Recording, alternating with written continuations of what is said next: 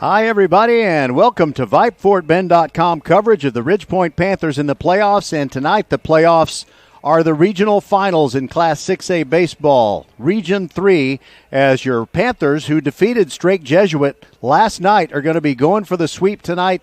And if they can win tonight, then they'll be going to Round Rock for the state semifinals next Friday. I'm Roger Smith, so glad that you're with us. Also, just know that should Strake Jesuit fight off elimination and these two teams play again tomorrow night, well, we'll be right here with you at 6:40 p.m. Roger Smith, along with the silent partner, Les Clary, the producer extraordinary back inside the mothership at Vype World headquarters. We're going to be bringing you all the action on VypeFortBend.com, your broadcast home for Fort Bend County sports. And we'll start with the Batter Up Show. But before we do, we'll let you know who's making this possible. Tonight's exclusive VypeFortBend.com radio broadcast of the Ridgepoint Panthers in Game 2 of the Region 3 6A Championship Series is brought to you by Xfinity. Unbeatable internet made to do anything so you can do anything. By First Tire and Automotive, 4 great Fort Bend County locations where you can get the best prices on tires, great service, anything your vehicle needs to run at its very best. All 4 locations open Monday through Saturday. Visit firsttireandauto.com. They've got a lot of friends within the Ridgepoint family and the Strake Jesuit family. By Archer Volkswagen, open since 1956 and ready to serve you. Archer Volkswagen is on Highway 59 South, just inside the Sam Houston Tollway, and you will feel like family at Archer Volkswagen. And by the Needville Insurance Agency, put hundreds of dollars back in your pocket when Bradley Stavanaugh and the Needville Insurance Agency team shop all those insurance carriers, and they will find the very lowest premium for you. He'll save you money on your car insurance or your home insurance or both. Call him at 979-793-7411 or needvilleinsurance.com. Ridgepoint is in their lucky first base dugout, but they are the visiting team tonight, so we'll be back with their assistant coach, Michael Dutka, on the Batter Up Show when we return. This is VypeFortBend.com.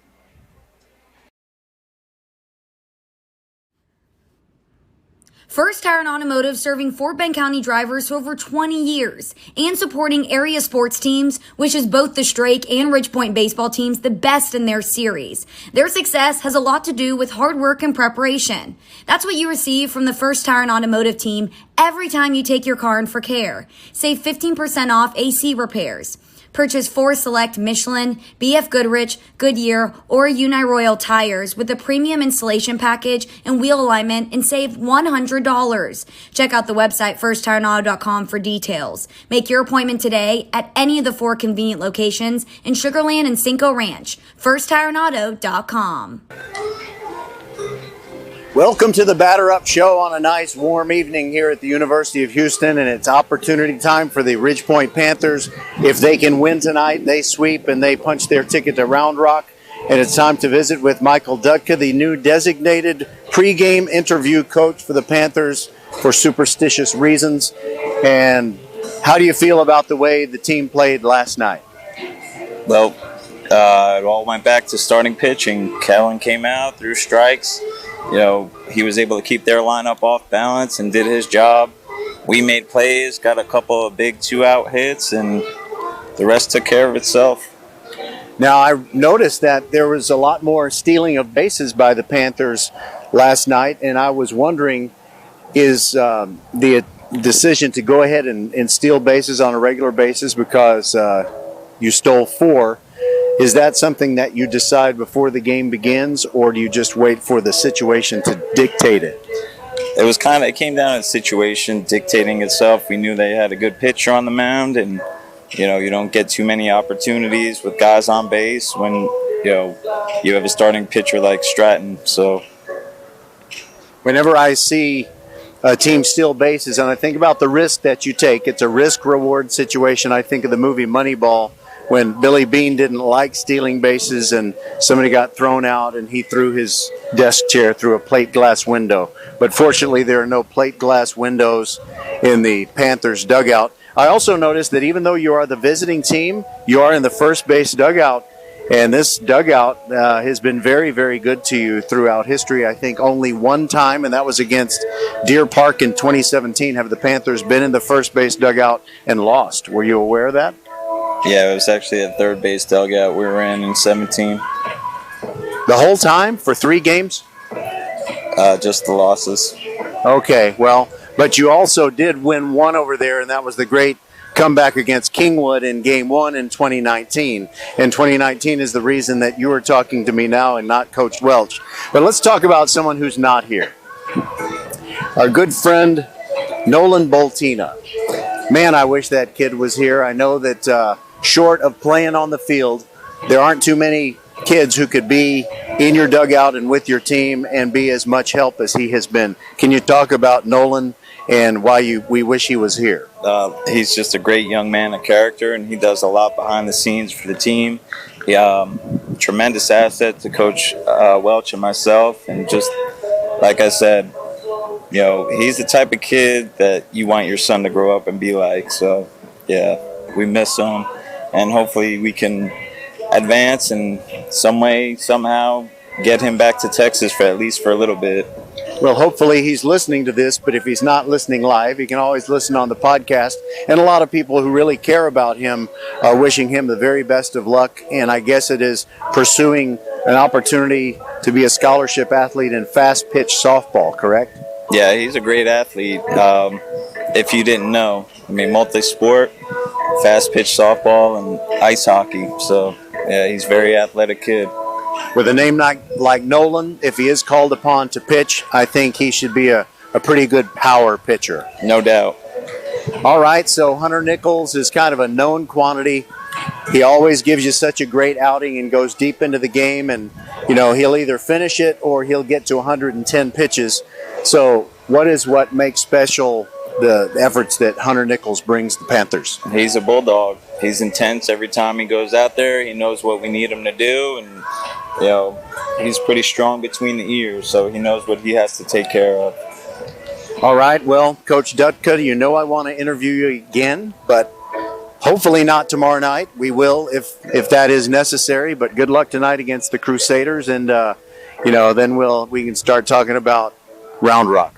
Yes, sir. We have our work cut out for us tonight, so hopefully we can take care of business tonight. All right. We will be back with Raul Garcia-Ramo, the head coach of Strake Jesuit, unless he, like Coach Welch, has delegated the interview responsibility to one of his assistants. Thank you, Coach Dutka. All right, thank you. You remember when they had that skit on Saturday Night Live, they had those guys that would say, "The Bears," and they would say that the Bears could win as long as Ditka was driving the bus, but we got Dutka driving the bus. So I think it's going to be fine. We'll be back, though, with Coach Garcia-Ramo when we continue on the Batter Up Show on VypeFortBend.com. A game without a crowd is just a scrimmage.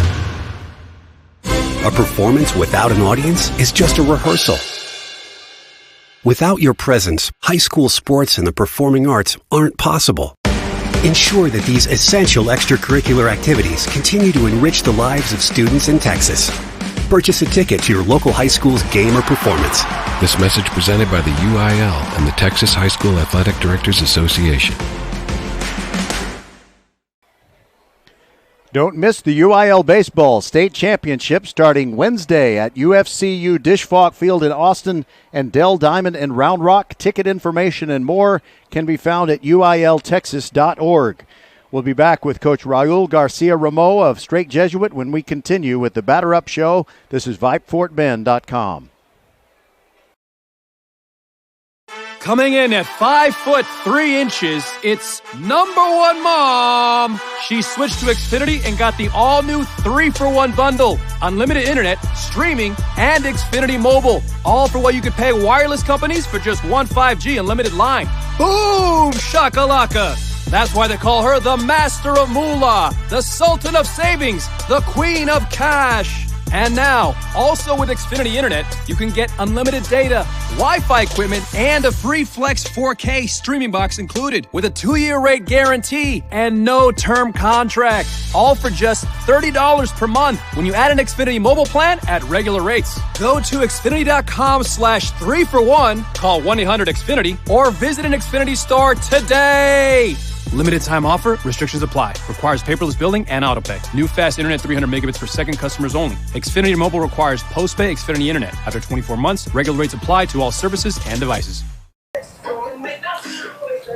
Welcome back to the Batter Up Show. It's game 2 between Ridgepoint and Strake Jesuit for the chance to go to Round Rock and be one of the final 4 teams in Class 6A. And it's time to talk with the Crusaders head coach, Raul Garcia Ramo. And first of all, let's talk about how you have to kind of change your mindset when you go into game 2, having lost game 1. You got Cade Barron on the mound, and I guess it's got to be an all hands on deck thing, because if you don't win tonight, you don't get to tomorrow, right?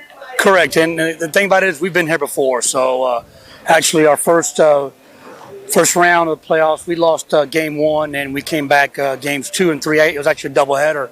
So, every series we've gone 3 games except for 1. So we feel confident, even though we lost game 1, and we feel good with the guy we got going on the mound today. There was a non-district football game between Ridgepoint and Strake Jesuit a couple of years ago, and I talked with Clay Kubiak prior to the game. And during the interview, I said, I just really respect and appreciate that Strake Jesuit takes part in UIL athletics. Not all of and in fact, the vast majority of the Catholic and parochial schools don't do that. So what is the philosophy that has made the leadership of Strake Jesuit do that many years ago and continue with it? Well, it's a good league. It's a great league. UIL is one of the best leagues, not only in the country. So we're very honored and privileged to be a part of it. And so we just do our part. We do it the right way to Strake Jesuit. We have some good kids that come out and play, and we want to play the best. Whatever sport it is, we want to play the best. And in that case, it was Ridgepoint and football, and in this case, it's it's a playoff where the winner of this series goes on to state. So it's a privilege to be playing in the UIL against coaches like Coach Welch as well, who's been around for a good while and is a very good coach, and very respectful of him. You've been coaching a long time, and you've coached many games, many seasons, many must-win games where if you don't win, you're eliminated, and you've coached your team to victory in several situations. Is there anything in particular that is kind of your go-to motivational verbiage for your players when they're in this situation? A little bit is just be confident. That's what we kind of remain throughout the season. Be confident regardless of the situation. We battle back from game series, and so a lot of that comes with experience as well. We got some experienced guys on our roster from last year, so that's kind of carried over. All right. Well, Coach Garcia Ramo, it's a real privilege to talk to you. Thank you very much for your time. And I just can't imagine anywhere I'd rather be than in this ballpark tonight. It's a great privilege to just see the great competition. So thanks for being with us, and best of luck to your team. Thanks for having us. All right. We'll be back with the starting lineups.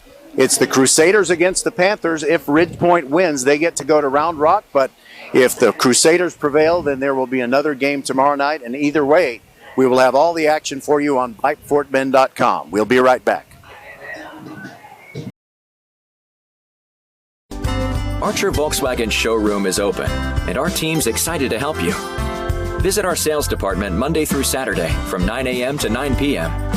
Or bring your car in for service from 7 a.m. to 7 p.m. Monday through Friday, and Saturdays from 9 a.m. to 2 p.m. We're closed on Sundays to rest and recharge with our families, so we can serve you well through the week. We hope to see you soon. Hello fans, this is Bradley Stavanaugh with Needville Insurance. We know Fort Bend County. I'm a 4th generation resident of Fort Bend. I'm your local, hometown, trusted agent. With over 30 carriers and 9 auto insurance carriers, we shop the insurance for you. We know insurance is hard. We know it's complicated. We make it easy for you.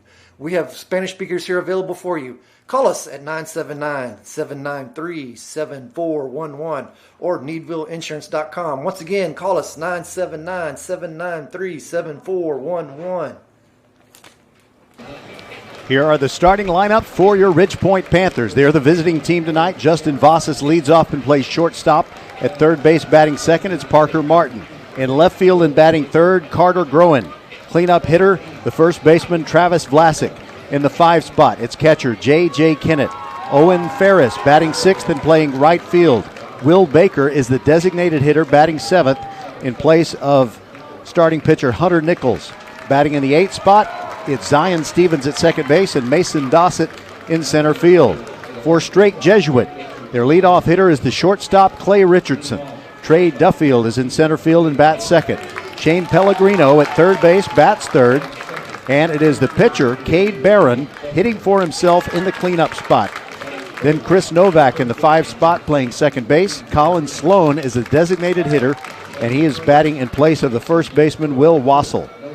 Harrison Aquero, the right fielder, bats 7th. Batting 8th, it's Nick Sulo in left field, and Matt Evans, the catcher, batting 9th for the Strake Jesuit Crusaders, who have to win to stay alive in the playoffs. We'll be right back, and we'll tell you as much about these teams, this ballpark, more than you really want to know, as much as we can cram in before the first pitch. We'll be right back on VypeFortBend.com.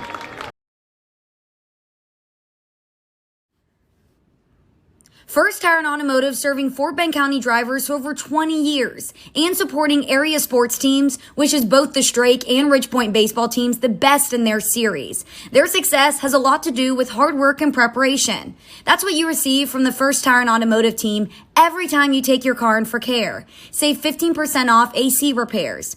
Purchase 4 select Michelin, BF Goodrich, Goodyear, or Uniroyal tires with a premium installation package and wheel alignment and save $100. Check out the website firsttireandauto.com for details. Make your appointment today at any of the 4 convenient locations in Sugar Land and Cinco Ranch. firsttireandauto.com.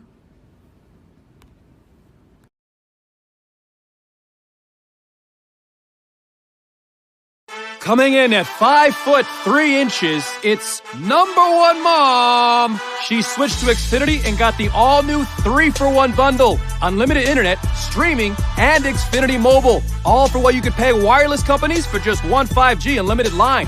Boom! Shakalaka!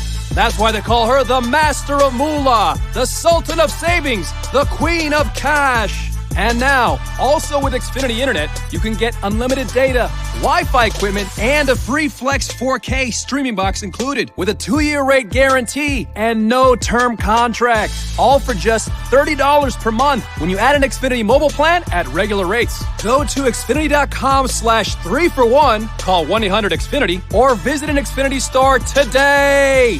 Limited time offer. Restrictions apply. Requires paperless billing and autopay. New fast internet 300 megabits per second customers only. Xfinity Mobile requires post-pay Xfinity Internet. After 24 months, regular rates apply to all services and devices.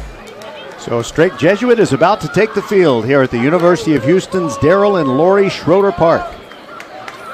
And let's tell you about their starting pitcher. They're putting Cade Barron out there. And Strake, by the way, as a team, has a batting average against of 187. So they are holding down hitters from teams throughout the season. Ridgepoint is hitting a little better than that during this series, but of course, at this level of competition, you almost always get some great pitchers. So it is tough to really blow it up as far as hitting. But Cade Barron has an ERA throughout the season of 0.70, and his batting average against was 149. So that's a pretty strong pitching performance. And now let's talk about what he's done in the playoffs. Well, he started a game and got a no decision in Game 2 against Katy. That was a game that went 9 innings, and the Katy Tigers ended up winning it, and they pushed that series last week to a Game 3. But of course, Strake came through and won Game 3 by a score of 2-1. Cade Barron in that start went 7 innings through 105 pitches. He threw 59% of them for strikes, 6 hits allowed in those 7 innings, 2 runs, 1 of them was earned. He struck out 4 and walked 3. So Cade Barron is the guy that they are putting out there first. He's a hard-throwing right-hander. We'll be able to track his speed on the scoreboard here at Darrell and Lori Schroeder Park at University of Houston.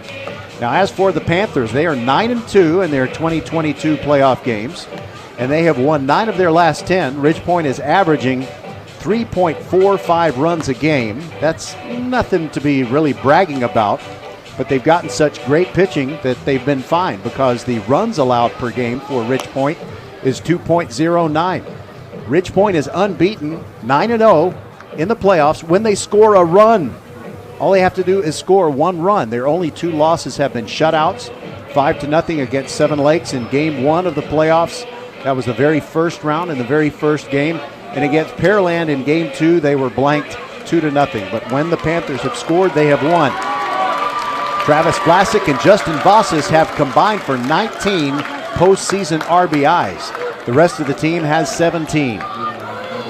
And so 2 games ago, Coach Welch moved Justin Vossas to the top of the lineup, and here he is standing in against the right-hander Cade Barron. And we are ready to rock on a sunny afternoon at the University of Houston. Bright sunlight giving trouble to the first baseman, second baseman, and right fielder as usual. First pitch, just outside. Justin Vossas has 3 doubles in the postseason, a .324 batting average with 2 walks. Second pitch is taken for a strike at the knees. And it looks like Barron wants to work quickly. He's looking over the top of his glove. The right-hander rocks and fires, and that is sliced foul over everybody beyond the first base stand. So Ridge Point is in the first base dugout, even though they are the visiting team. So the first base dugout has been pretty good to them. Pitch to Vossas, and he takes one just outside. Strake Jesuit fans thinking that should have been a called strike 3, but no, the count is 2-2. Vossas is second on the team in hits in the postseason with 11. He swings and fouls that one out of play to the right, same place that other foul ball that went out of play was. He's got 9 RBIs, and that's second on the team in the playoffs behind Travis Vlasic. Here's the 2-2. Swings, and I guess it was a foul tip, and it bounced off the catcher, Matt Evans, and rolled behind home plate. At the University of Houston, you have scarlet base cutouts and a big scarlet and white UH logo in short center field. It's symmetrical on the field, 330 feet down each of the lines, 375 feet to each power alley, and 390 feet to straightaway center. Here comes the 2-2 again. But that's going to be a high fly ball to right field. It's Harrison Aquero. He had trouble finding it for a moment, but he makes the catch, and there's one away.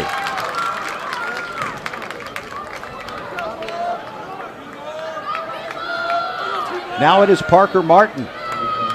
He's batting .242 in the postseason with the double. He's got 2 RBIs.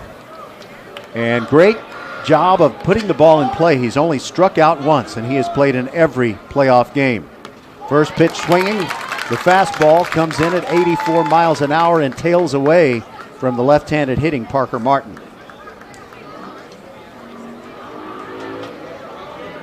Somebody racing along Cullen Boulevard or Elgin, I'm not sure. Check swing by Martin. It's down and away for a ball. The count is 1-1.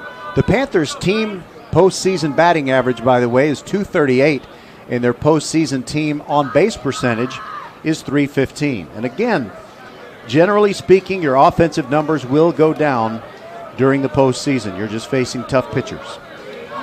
Here comes the next one, way outside, grabbed by the catcher, Matt Evans.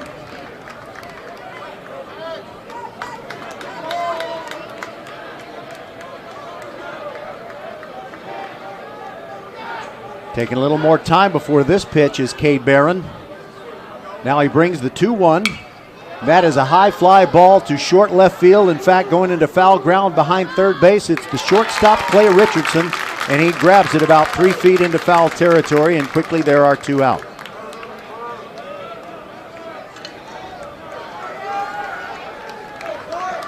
By the way, Kellen Gradisar was just magnificent last night. He got the Game 1 win. He's now 5-0.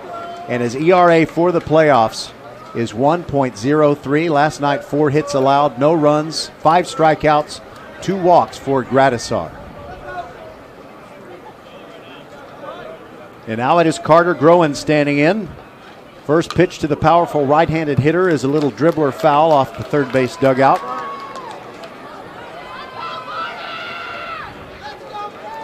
Carter has 4 doubles in the postseason. He's batting .250. 5 RBIs, brings it. That's a foul tip into the mitt of Matt Evans. And Cade Barron is 1 strike away from getting a 1-2-3 inning in the top of the first. Ridge Point leads in the series 1-0 after winning last night 3-0. Here's the 0-2. And that bounces in, and a great job by Groen just to avoid it. By the way, I want to say hi to Carter's mom. I'm not sure if she is able to make it to the ball game tonight, but if she's not, I hope she's listening on VypeFortBend.com. Downstairs with that 1-2 pitch, and that evens the count 2-2.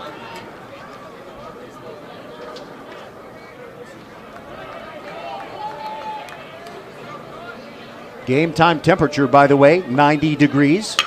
And that is a solid base hit to the left center field gap, and it's going to get down and roll toward the warning track. It's picked up out there by Duffield, and cruising into second with a 2-out double is Carter Groen.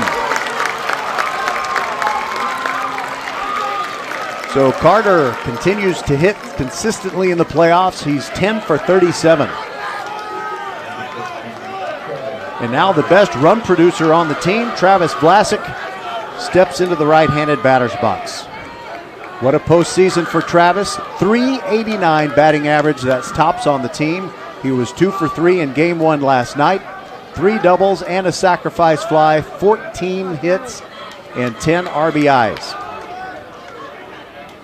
And before the first pitch comes from Cade Barron, time is called. I think it was by Travis. Slightly close stance from the right-handed box, and he really crowds the plate. Barron comes set, looks back at Groen. Nobody covering second. Pitch on the way. A nice swing, but it's fouled out of play and to the right. 85 miles an hour on that one from Cade Barron. Doesn't throw quite as hard as Garrett Stratton did last night.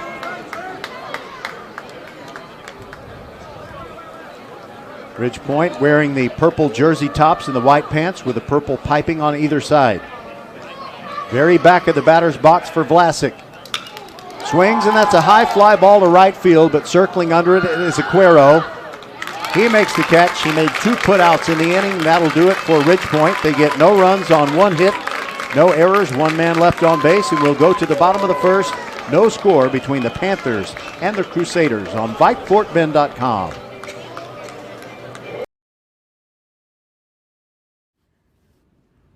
First Tire and Automotive, serving Fort Bend County drivers for over 20 years and supporting area sports teams, which is both the Strake and Ridgepoint baseball teams, the best in their series. Their success has a lot to do with hard work and preparation. That's what you receive from the First Tire and Automotive team every time you take your car in for care. Save 15% off AC repairs. Purchase 4 select Michelin, BF Goodrich, Goodyear, or Uniroyal tires with a premium installation package and wheel alignment and save $100. Check out the website firsttireandauto.com for details. Make your appointment today at any of the 4 convenient locations in Sugar Land and Cinco Ranch. firsttireandauto.com. Archer Volkswagen showroom is open, and our team's excited to help you. Visit our sales department Monday through Saturday from 9 a.m. to 9 p.m. Or bring your car in for service from 7 a.m. to 7 p.m. Monday through Friday, and Saturdays from 9 a.m. to 2 p.m. We're closed on Sundays to rest and recharge with our families, so we can serve you well through the week. We hope to see you soon.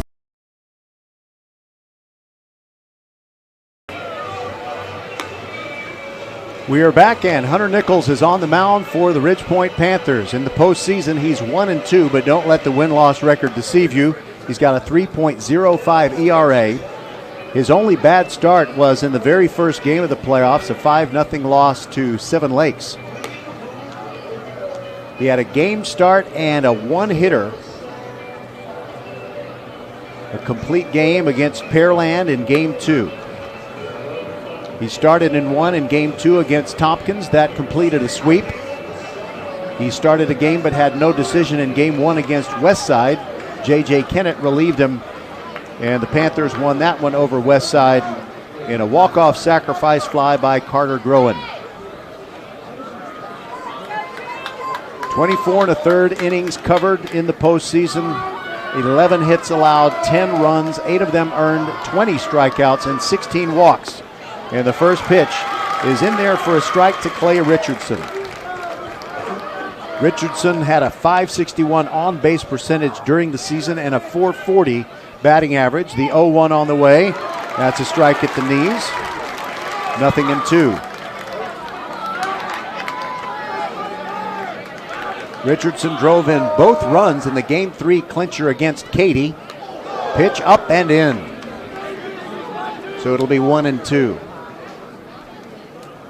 In the last 6 games, that's what I concentrated on. A double for Clay Richardson, and he's been stealing a lot of bases, so you need to keep him off of those base paths. Here's the 1-2. Ground ball to Vasas at short. Gathers it in, makes the throw promptly, and right on target, 1 away. Here's the Ridge Point defensive alignment. J.J. Kennett, the catcher. At first base, Travis Vlasic. Zion Stevens at second. Vasas, who just made the play, is at short. Parker Martin at third. And in the outfield, Carter Groen in left. In center, Mason Dossett and Owen Ferris in right field. Here is Trey Duffield, the center fielder, a fine hitter. Curveball in there, 74 miles an hour, strike 1. Duffield slugging .866 for the year and hitting .427 coming into this series. 28 RBIs to lead the team. That pitch is low, and the count is now 1-1. Duffield had a homer and a double in Game 2 against Katy, which, interestingly enough, Strake Jesuit lost that one 3-2 in 8 innings. Here's the 1-1, and it's a ground ball to the right of the mound, picked up by Zion Stevens. Gets rid of it to Vlasic. Nice speed by the big man Duffield, but he's out at first base.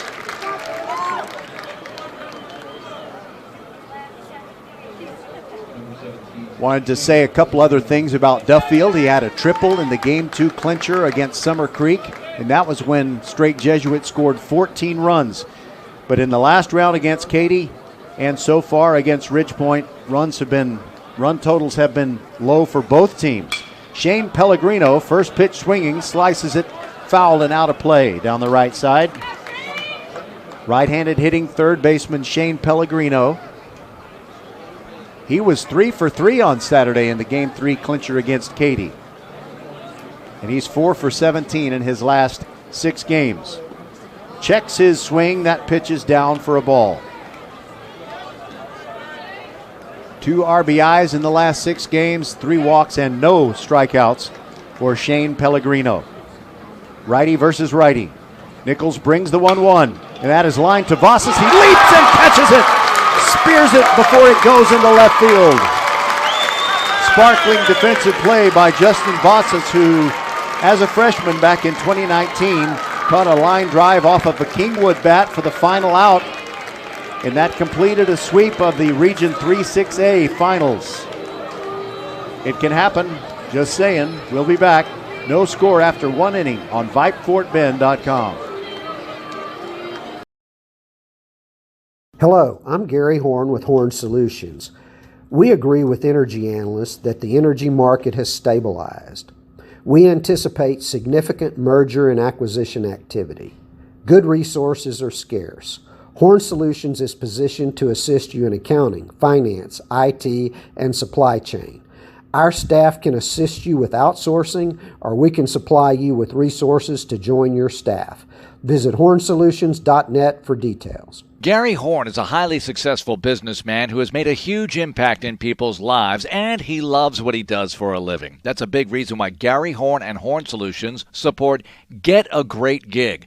Get a Great Gig is a free job search consultation service that will help you find a job you love, whether it's to make more money or get personal fulfillment in the career of your choice. Email them at getagreatgig@.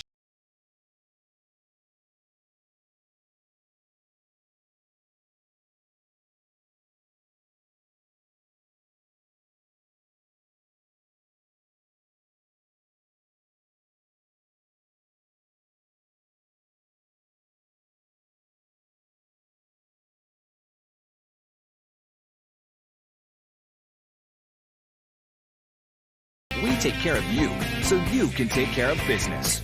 Office Depot Office Max. Taking care of business.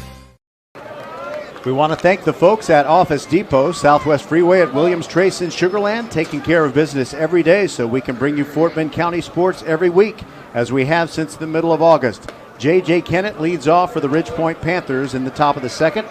2-0 count from Cade Barron. That last pitch came in at 84 miles an hour. The shadows have crept out to the far edge of the pitcher's mound. Pretty soon the whole infield will be in shade. That pitch is down and away, 3-0 to J.J. Kennett. J.J. hitting .241 in the postseason, 7 for 29, with 3 doubles, including one last night. It drove in a run. Now he asks for time. Home plate umpire tonight is Mike Grind. This is the same crew that worked the Ridgepoint series last week against Pearland. 3-0 right in there. JJ taking all the way.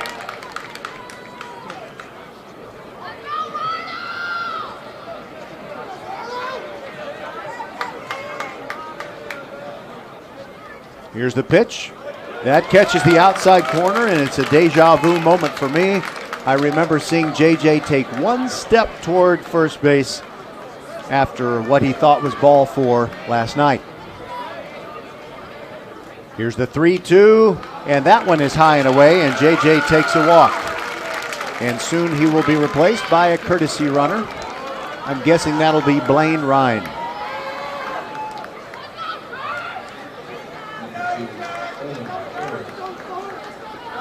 Now Owen Ferris will bat.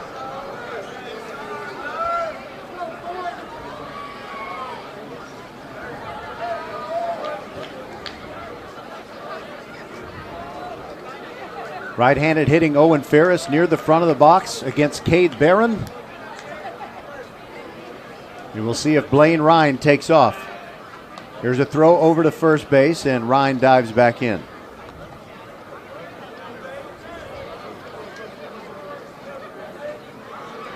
Taking a cautious lead. Both feet are on the scarlet base cutout.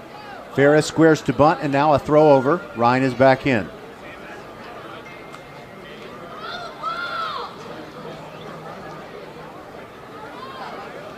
Barron still has to squint a little bit, at least for a few more minutes, as he looks in at his catcher, Matt Evans, to get the sign.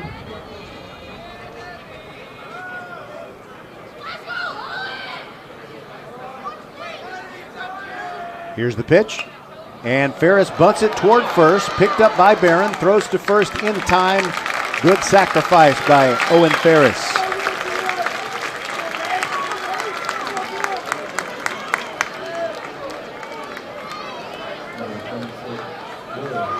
And so now you have the runner for Kennett, that's Ryan, in scoring position.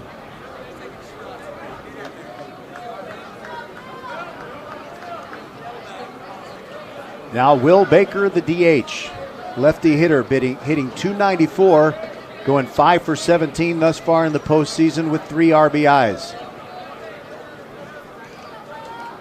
And before he pitches, Cade Barron steps off the rubber. Baker, the DH tonight, tugs at the jersey, steps into the box. Barron looks back at Ryan. Here's the pitch. And it's a hard ground ball bouncing to the second baseman, Novak. He throws out Will Baker, but moving to third on the play is Ryan. He's there with 2 outs. So Ridgepoint may be looking at playing a little small ball here. And now Zion Stevens comes up. Zion leading the team in walks with 7. Went 1 for 3 last night.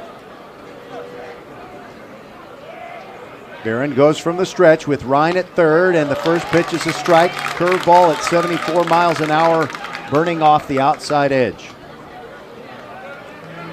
Jesuit with very, very nice, handsome uniforms.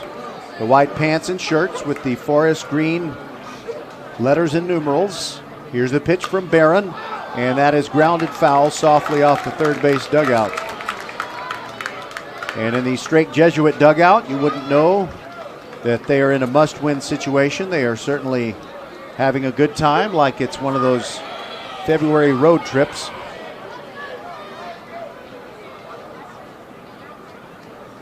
Barron comes set, and now Stevens asks for time. Stevens will be playing at Abilene Christian in the spring of 2024. He'll enroll in the fall of 2023. Just a junior. Pitch on the way. Outside, it's 1-2.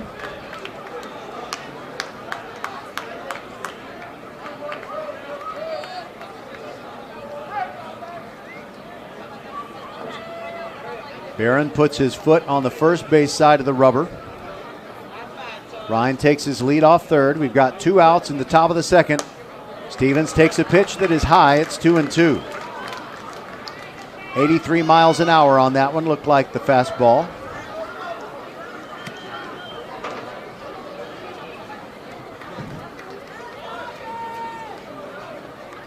Stevens digs in. And Barron kicks and comes home, and Stevens asks for time, just in time to really annoy Cade Barron. There's enough sunshine on him that I could see the eye roll underneath the visor of his cap. Annoying the fans, too. But now the 2-2. Swing and a miss. Stevens strikes out. So for Ridge Point, no runs on 1 hit, no errors, and 1 man left. That's exactly what I said when we got to the middle of the first inning. We'll be back with the bottom of the second. No score between the Crusaders and the Panthers. This is VypeFortBend.com. Coming in at 5'3", it's number 1 mom. She switched to Xfinity and got the all-new 3-for-1 bundle. Unlimited internet, streaming, and Xfinity Mobile. All for what you could pay wireless companies for just one 5G unlimited line. Boom! Shakalaka! That's why they call her the Master of Moolah, the Sultan of Savings, the Queen of Cash. And now, also with Xfinity Internet, you can get unlimited data, Wi-Fi equipment, and a free Flex 4K streaming box included with a 2-year rate guarantee and no term contract. All for just $30 per month when you add an Xfinity mobile plan at regular rates. Go to Xfinity.com/3-for-1, call 1-800-XFINITY, or visit an Xfinity store today. Limited time offer. Restrictions apply. Requires paperless billing and autopay. New fast internet 300 megabits per second customers only. Xfinity Mobile requires post-pay Xfinity Internet. After 24 months, regular rates apply to all services and devices.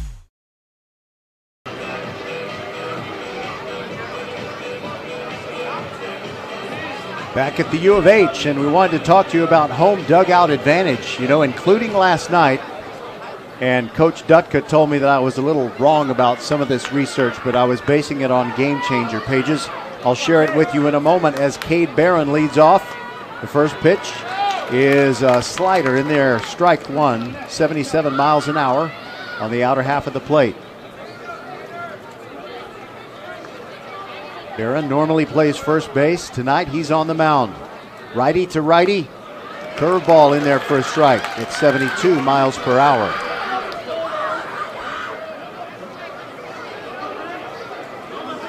Barron is 2 for 19 hitting in the postseason. Started to go after that one, but left it alone. It's 1-2. A chase pitch by Hunter Nichols, who's every bit but his head and shoulders is in shade now. Looks over the top of his glove and brings it. Breaking ball away. It's now 2-2. Barron with 2 RBIs, and he's walked twice, but only has struck out once. The 2-2. And it's a little tapper. I think it grazed his shoe. Yeah, he's kind of walking around like that left puppy is barking a little bit. And it rolled into foul territory anyway. Mike Grine, our home plate umpire. David Spiegel at first base. Dwayne Cooper at second. And Kevin Ellis at third base. Here's the 2-2. Check swing. Did he go around? Yes, he did. David Spiegel, the first base umpire, didn't hesitate in making the gesture with the right hand. And that is the first strikeout for Hunter Nichols. 1 away here in the bottom of the second, and Chris Novak stands in. Novak is on a 3-game hit streak, 4 for 19 in the last 6 games. The first pitch to him is a strike. He's got 1 RBI, 2 walks, and 1 strikeout in that last 6 games. Pitch comes in, and it is outside for a ball to Novak, who Swings the bat with no gloves from the right-handed box. Nichols nods, now brings the 1-1. Swing and a miss, 1-2.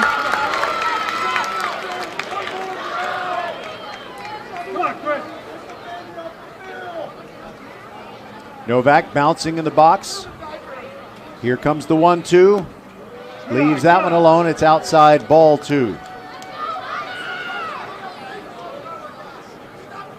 Great turnout by the Ridgepoint fans and a pretty good crowd from Strake Jesuit as well. Here's the 2-2. Fouled out of play to the right. A nice spoil swing on the part of Chris Novak. And a lot of people don't realize this, but Strake Jesuit, as a private school, has a 5A sized enrollment, but they are in 6A. Here's the 2-2. Sliced out of play again, this time lined off the berm, and a one-hop catch by a kid over there who brought his glove. And he didn't even turn around until the ball was 30 feet from him, so that was impressive. So Strake Jesuit does have the advantage of being able to basically recruit student athletes. There's another foul ball. This one also will reach the seats. It landed on concrete, but I was right. It did reach the stands. Weigh him up, Chris. Weigh him up. So Nichols and J.J. Kennett, who went over there to give it a look, get back into their places. 1 out, bottom of the second, no score between Ridgepoint and Strake Jesuit. And if Ridgepoint wins, they're advancing to Round Rock in the state semifinals. Here's the 2-2. Again in the air, foul to the right. And it passes just in front of the light standard. The lights are already on here at the U of H. Roger Smith trying to say the right words, and Les Clary inside the mothership at Vype World headquarters trying to make sure they sound crisp and clear. They play him straight away in the outfield. Here's the pitch to Novak. And he fouls one away again. He's really battling. That hit the iron roof over on the right side.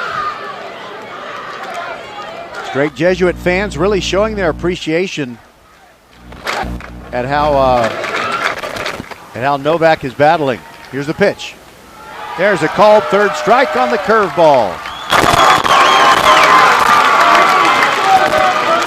Sorry, my crowd mic is acting up.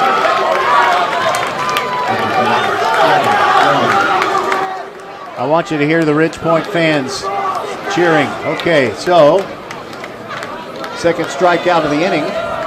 And here is Colin Sloan. We didn't see him in last night's game 1. First pitch to Sloan, strike at the knees.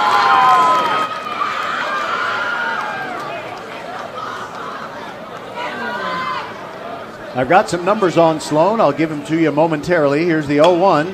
Ground ball toward third, but it goes into foul ground.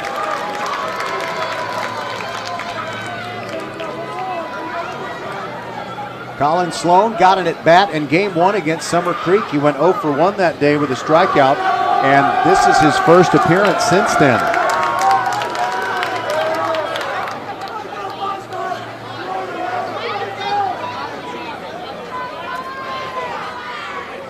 Ridgepoint student fans are giving them a heck over there. I say heck out of courtesy to the folks of Strake Jesuit. 2 outs, base is empty. Here's the 0-2 pitch. Down and away. Nichols again trying to get that chase pitch. He's trying to be economical with his pitches and avoid the walks.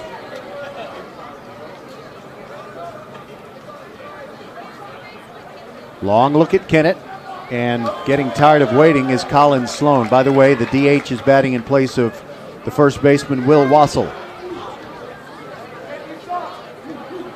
It's always a Merry Christmas at the Wassel home. Here's the 1-2. Swing and a miss. Hunter Nichols strikes out the side. And we'll go to the third inning. No score between Ridgepoint and Strake Jesuit. Be right back.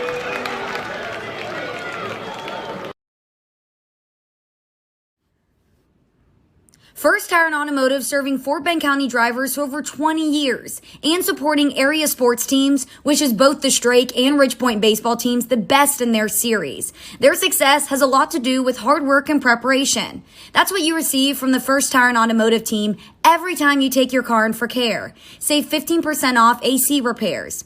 Purchase 4 select Michelin, BF Goodrich, Goodyear, or Uniroyal tires with a premium installation package and wheel alignment and save $100. Check out the website firsttireandauto.com for details. Make your appointment today at any of the 4 convenient locations in Sugar Land and Cinco Ranch. firsttireandauto.com. Archer Volkswagen showroom is open, and our team's excited to help you. Visit our sales department Monday through Saturday from 9 a.m. to 9 p.m. Or bring your car in for service from 7 a.m. to 7 p.m. Monday through Friday, and Saturdays from 9 a.m. to 2 p.m. We're closed on Sundays to rest and recharge with our families, so we can serve you well through the week. We hope to see you soon.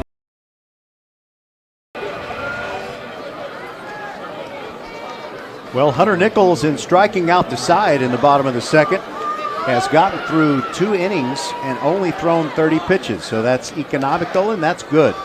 Now Mason Dossett leads off for the Panthers here in the top of the third, and then to the top of the order, Vossas and Parker Martin. Pitch by Barron. Outside corner strike. Nice movement there at the end, moving away from the right-handed hitting Mason Dossett.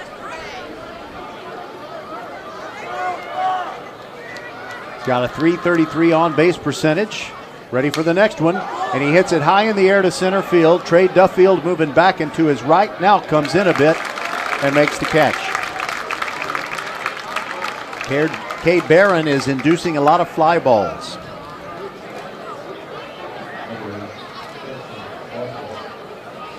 Now we will go to the top, and Justin Vossas,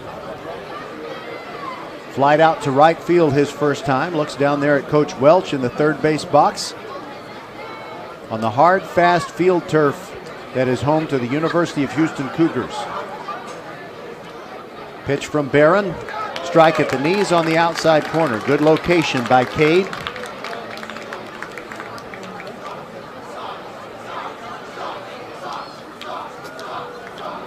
They're chanting socks, and I've noticed that I don't think Justin wears socks. Ground ball a deep short underneath Richardson's glove. And I'm going to put that down as a base hit because Richardson had to go so far to deep short. He had to go beyond that arced line that defines the outfield. And I think that Vossas was going to be safe anyway, so I'm going to give him a single on that one.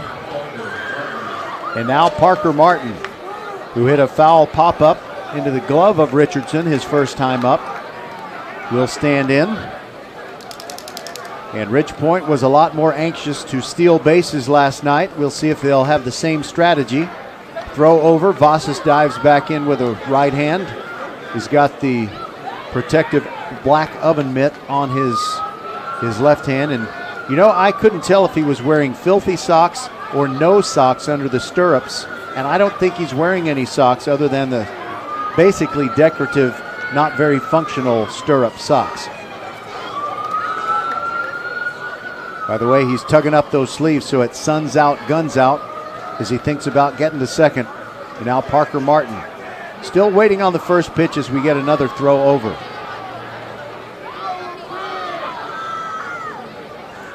Martin 8 for 34 on the postseason thus far and only 1 strikeout. Barron looking back over his shoulder at Vossas. Here's a line drive into left center field. And it drops in front of Nick Sulo, who gets it back in and throws toward third. Vossas stops at second, and 2 consecutive hits for the Ridgepoint Panthers after 1 was out here in the top of the third. By the way, sometimes when you have a pitcher like Garrett Stratton, who can be very overpowering, and you just don't know how many hits you're going to get against him, sometimes the strategy is, well, let's go ahead and steal second if we can, because that'll get someone into scoring position, and we don't know if we'll be able to kind of string together hits. Ridgepoint facing a pitcher in Barron who's not quite so overpowering. And now here is Carter Groen with one out and runners at first and second. Pitch on the way. And he launches that toward left center field. It keeps on going, but it is caught out there by Nick Sulo, and everybody's got to go back.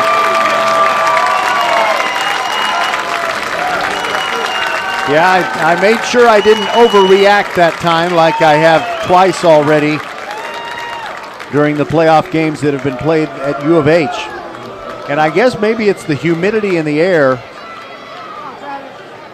but it seems like it is really tough to get a ball to carry over the wall. 2 outs. Groen goes back to the dugout, and now it is Travis Vlasic who's 0 for 1. The best run producer on the team in these playoffs swings at the first pitch and had a very healthy cut, but he swung a little late and fouled it out of play to the right. Other than a little shaft of sunlight that comes between the metal roof and the stands, the whole infield is shaded now.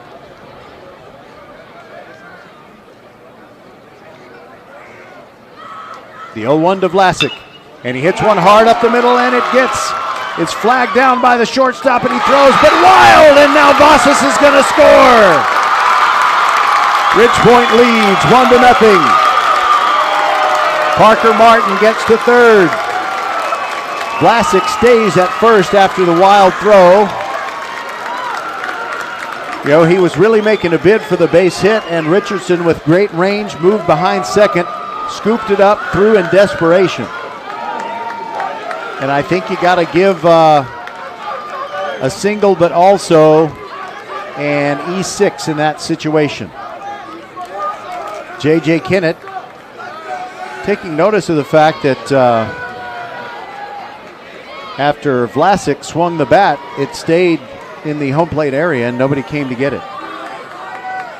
So now Kennett, who singled to lead off the second, comes up with runners at the corners and 2 outs. Ridgepoint has just taken the lead. Throw over to first, and Vlasic is back in standing. When Ridgepoint was going for the sweep against Kingwood in the regional final series in 2019, they got up 2 runs, and then Hade Key just shut everything down. There's a swing and a little tapper that goes foul on the left. So Kennett, with his single earlier, is now 8 for 30.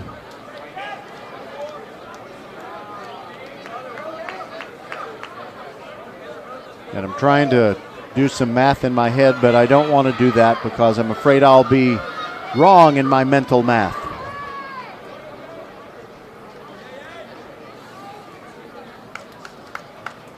Here's the 0-1 pitch to JJ, swings and gets a piece of it. Or did he? Evidently he didn't get a piece of it. It was just a swinging strike, and it got away momentarily from the catcher, Matt Evans. And so Vlasic moved to second.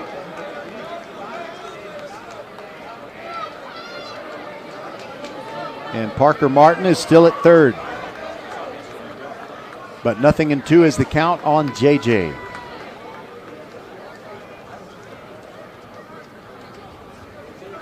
Barron comes set. Here's the 0-2. And that is a hard ground ball, and it is picked up by Richardson. Throws late, and his good throw beats Kennett by a step. So the Panthers are down in the third inning. However, they do get 1 run on 2 hits, 1 error, and 2 runners left on base. We'll continue to the bottom of the third. The Panthers on top, 1-0 over Strake Jesuit. Coming in at 5'3", it's number 1 mom. She switched to Xfinity and got the all-new 3-for-1 bundle. Unlimited internet, streaming, and Xfinity Mobile. All for what you could pay wireless companies for just 1 5G unlimited line. Boom! Shakalaka! That's why they call her the Master of Moolah, the Sultan of Savings, the Queen of Cash. And now, also with Xfinity Internet, you can get unlimited data, Wi-Fi equipment, and a free Flex 4K streaming box included with a 2-year rate guarantee and no term contract. All for just $30 per month when you add an Xfinity mobile plan at regular rates. Go to Xfinity.com/3for1, call 1-800-XFINITY, or visit an Xfinity store today. Limited time offer. Restrictions apply. Requires paperless billing and autopay. New fast internet 300 megabits per second customers only. Xfinity Mobile requires post-pay Xfinity Internet. After 24 months, regular rates apply to all services and devices. Dennis Silva, one of our fine sports writers at Vype, is at this ball game. You can look forward to reading his coverage of this game too and of the entire series. We have several news cameras out here, including Jeff Mathis, who shoots video for Todd Freed's H-Town High School Sports. They'll have a new edition of that on Saturday night at 10:30 on CW39. And Todd was at last night's game, so I think we'll have at least 2 games worth of coverage on Saturday night on H-Town High School Sports. Hunter Nichols out there again. First pitch swinging and fouled out of play by Harrison Aquero. You know, I'm not sure because, the Austin Bulldogs had Harrison Golden, a fine baseball player, and we asked if maybe his parents named him after Harrison Ford. Curveball is high, and it's over the head of Aquero, who looks backwards and looks a little bit annoyed, or maybe he's just trying to be funny. I'm not really sure. Aquero ready. That pitch is outside, 2-1. Would it be something if he grew up down the coast in Cuero? Could be Harrison Aquero from Cuero. He could have played baseball for the Gobblers instead of the Crusaders. Here's the 2-1. And he slices that one, kind of golfs it foul on the right. And I think that rolled over and hit the side of the Fertitta Center where the Houston Cougars play basketball. By the way, Cuero, they have a lighter shade of green, but they too are green and white. The 2-2 from Hunter Nichols. Swung it on, swing and a miss. He's baffling the hitters, and he's baffling my ability to say it correctly. That is 4 consecutive Crusaders who have gone down on strikes. And now it is Nick Sulo, the left fielder. Sulo, 2 for 16 in these playoffs with a pair of RBIs. First pitch to him. Outside, ball 1. 87 miles an hour on the fastball from Nichols. Here's the 1-0. Sulo looks at that one, same spot. Also a ball, 2-0, 86 miles an hour on that one.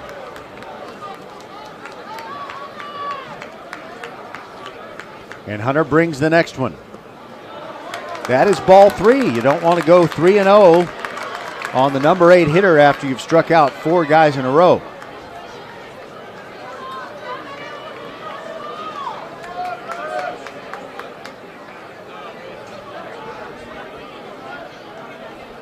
Here's the windup and the 3-0. And that's ball 4, a 4-pitch walk to Nick Sulo.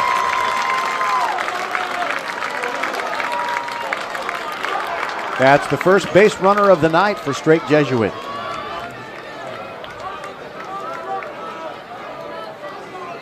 Now the catcher, Matt Evans. Evans is 3 for 15 in his last 6 games with 4 RBIs. He squares to bunt but lets it go by, but it's a called strike.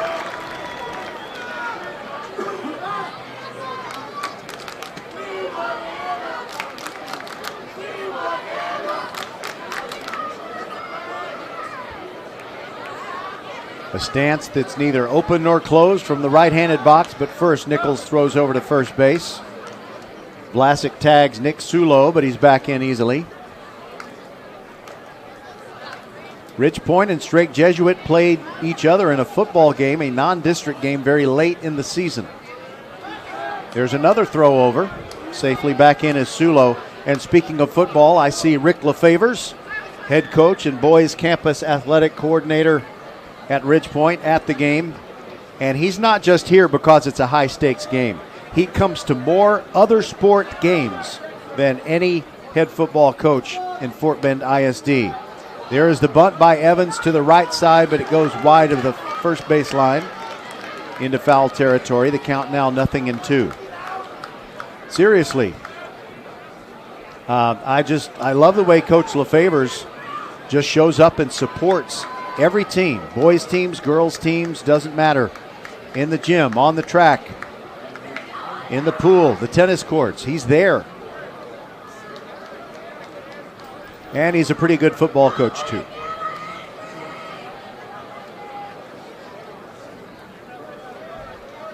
The 0-2 will have to wait. Another throw over. That was pretty close.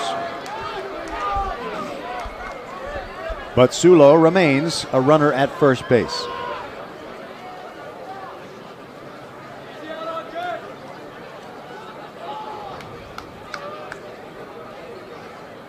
Here's the 0-2. And Evans spoils it, fouls it away.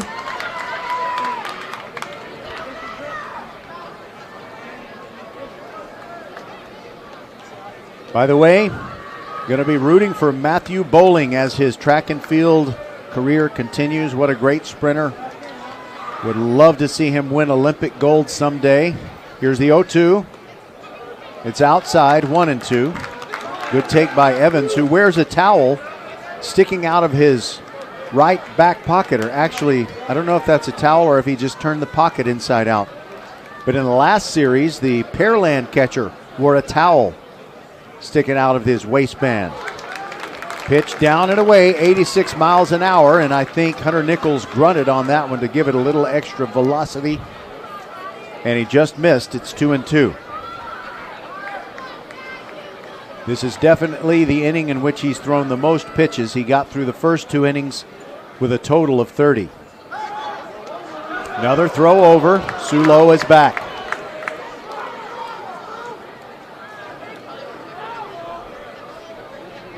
Ridgepoint's infield at double play depth, and they'd love to get one of those, so they wouldn't see Clay Richardson until the bottom of the 4th. Outside, and the count goes 3-2.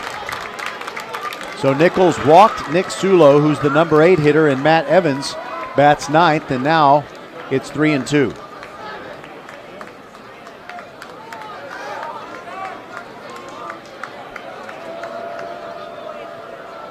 Nichols still looking over there before he comes set. The payoff pitch will have to wait. Another throw over.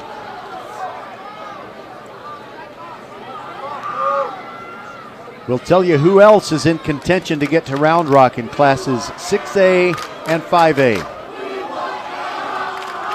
And now Evans asks for time and steps out. Ridgepoint students making a lot of noise. I see Chancellor Johnson from Local 2. He's down there shooting video.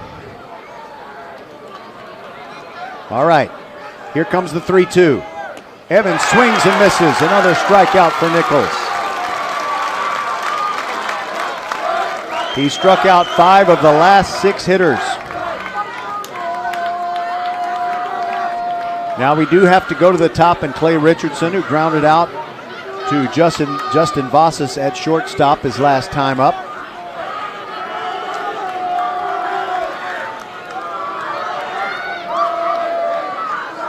A lot of noise coming out of the stands. Curveball high, 1-0 on Richardson.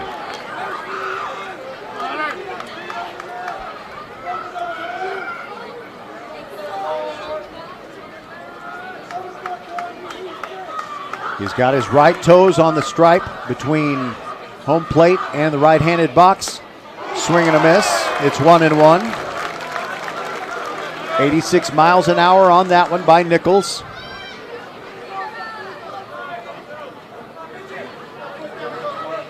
Sulo still over there at first, where he walked, it seems like 10 minutes ago, and there is another throw over.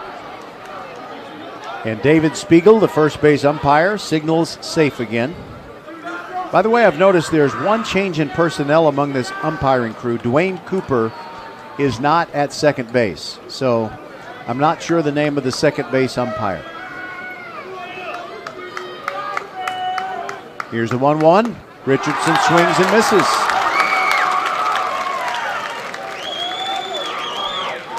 Nichols doesn't throw the hardest fastball. Most of his pitches are in the mid-80s. That's about where they top out. But he can make the ball move, and he's just been very workmanlike and very effective throughout the postseason, other than the first game. A throw over again before we see the 1-2 pitch. And Sulo is probably getting tired of, diving back into the bag. And that's the point, isn't it? He's got 1 foot on green, though. There's a pitch served out into right field. And a great at-bat by Clay Richardson. Comes up with a single. And that moves Sulo over to second. And now it is Trey Duffield. But before Trey swings at anything, J.J. Kennett goes out and says a little something to Nichols.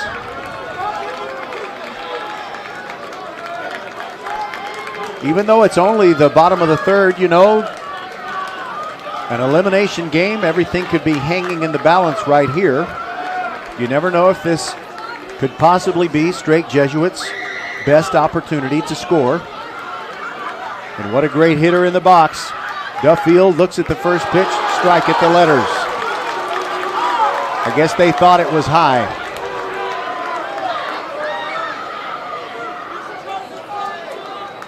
He's 5 for 20. 5 for his last 20, I should say.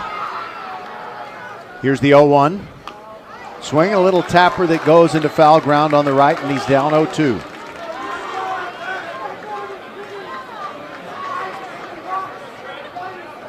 I remember when I was little, 6, 7 years old, every Saturday morning I would read the sports section. At that time, we had the Houston Post. The Chronicle was alive, but there were 2 daily papers. Here's the 0-2. Swung on and missed, and down goes Duffield.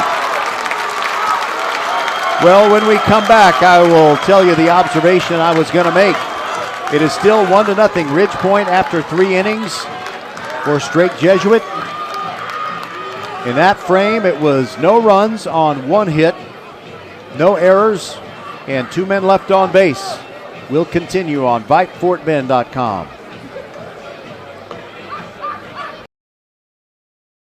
A game without a crowd is just a scrimmage. A performance without an audience is just a rehearsal. Without your presence, high school sports and the performing arts aren't possible. Ensure that these essential extracurricular activities continue to enrich the lives of students in Texas. Purchase a ticket to your local high school's game or performance. This message presented by the UIL and the Texas High School Athletic Directors Association.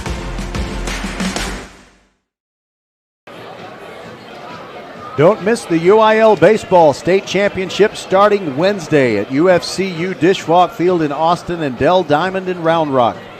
Ticket information and more can be found at uiltexas.org. We'll be right back.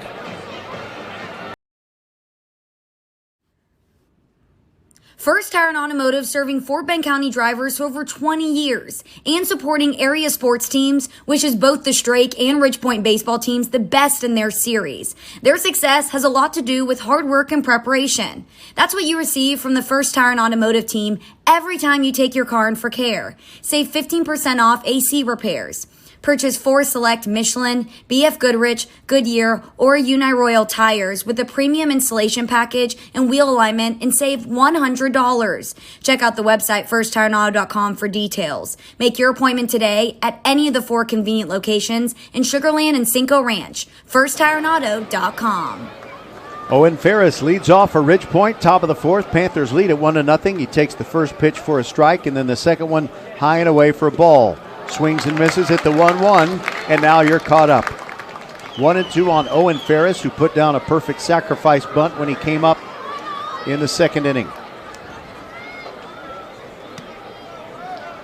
Cade Barron continuing to work. Here comes the pitch.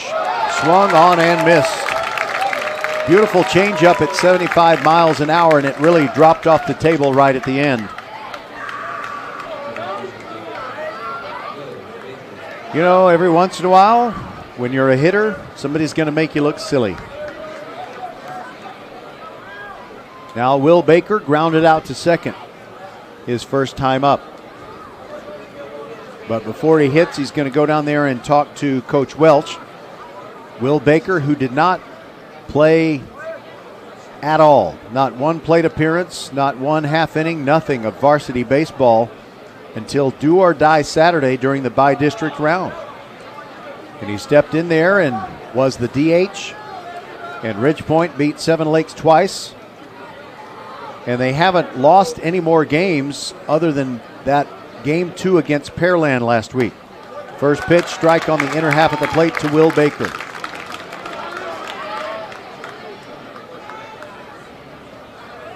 Will now 5 for 18 on his varsity career. All within these playoff series, and he takes the second pitch down and away for a ball. That was that dead fish changeup by Cade Barron. Will didn't chase it. The lefty gets a piece of it, and it ricochets off the catcher, Matt Evans, and I think he's okay. Kind of a glancing blow, and the home plate umpire, Mr. Mike Grine, is making sure that Evans is all right. He is. And it's 1-2. Zion Stevens waiting to bat next for Ridgepoint. They lead it 1-0. Baker wraps one hop toward the first baseman. Wassel takes it to the bag himself. That is Will Wassel's first attempt to field a batted ball. He's recorded several outs over there. Score at 3 unassisted, 2 away. And here is Stevens.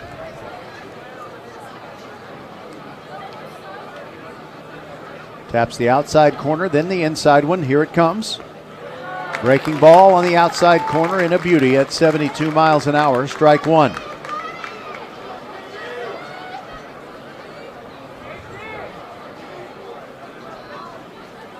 Barron brings it. There's a strike at the letters. By the way, the sun has gone down for the evening, and we've got nothing but shade and twilight falling. Pitch on the way outside.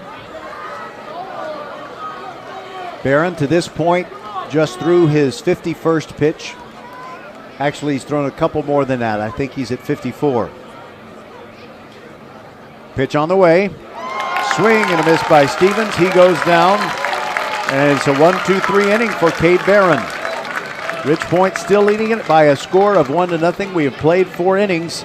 Panthers going for the sweep and wanting to punch their ticket to Round Rock in the state semifinals. We shall return. Archer Volkswagen showroom is open, and our team's excited to help you. Visit our sales department Monday through Saturday from 9 a.m. to 9 p.m. Or bring your car in for service from 7 a.m. to 7 p.m. Monday through Friday, and Saturdays from 9 a.m. to 2 p.m. We're closed on Sundays to rest and recharge with our families, so we can serve you well through the week. We hope to see you soon.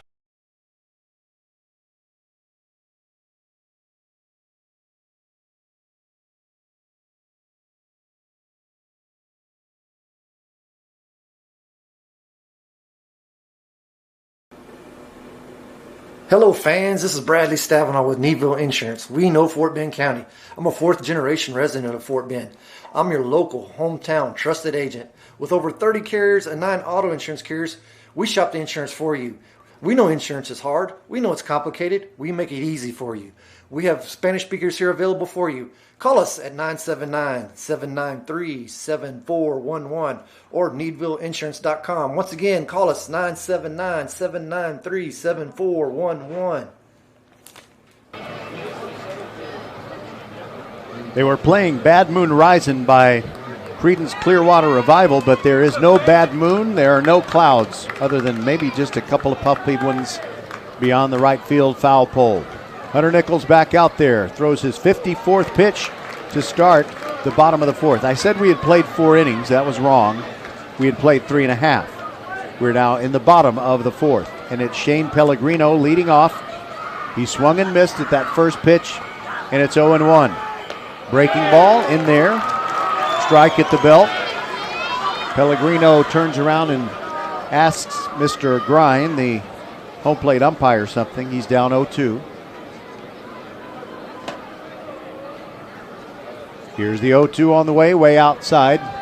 Nichols threw 53 pitches in his first 3 innings, only gave up 1 hit, struck out 6, and walked only 1. Here's the 1-2. Upstairs, and it's 2-2.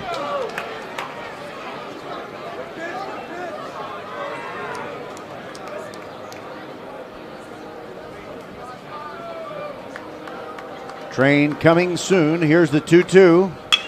Ground ball to Vasas on 2 hops. Picks it clean, fires to Vlasic, gets the out. By the way, one time, it was in the spring of 2017, I believe. Very, very rainy situation at the beginning of the baseball playoffs. And Kempner and Deer Park had to go all the way up to Cameron, Texas to play a game. And at Cameron, they have a train track about 15 feet beyond the outfield fence. Cade Barron stands in, takes a strike at the belt. He struck out his first time in the 2nd inning. 1-0 Ridge Point. We're in the bottom of the 4th. Nichols rocks and brings the 0-1 downstairs. Even at 1-all. I was telling you about reading the newspaper when there weren't nearly as many high schools and high school football games as there are now. That pitch is over but low. And the count is 2-1. So I would read the Houston Post, and they would have about 4 pages worth of articles on high school games. The 2-1 pitch is outside. It's 3-1. And when I was little, I was usually a pretty good reader, but I didn't know who Strake Jesuit was. Here's the 3-1. Down low for a ball. And with 1 out in the 4th, Cade Barron walks, and I'm sure he'll be replaced by a courtesy runner.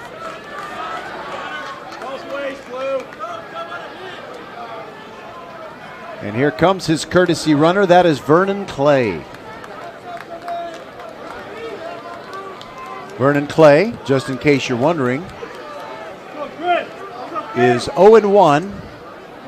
He was caught on his only stolen base attempt during the last 6 games.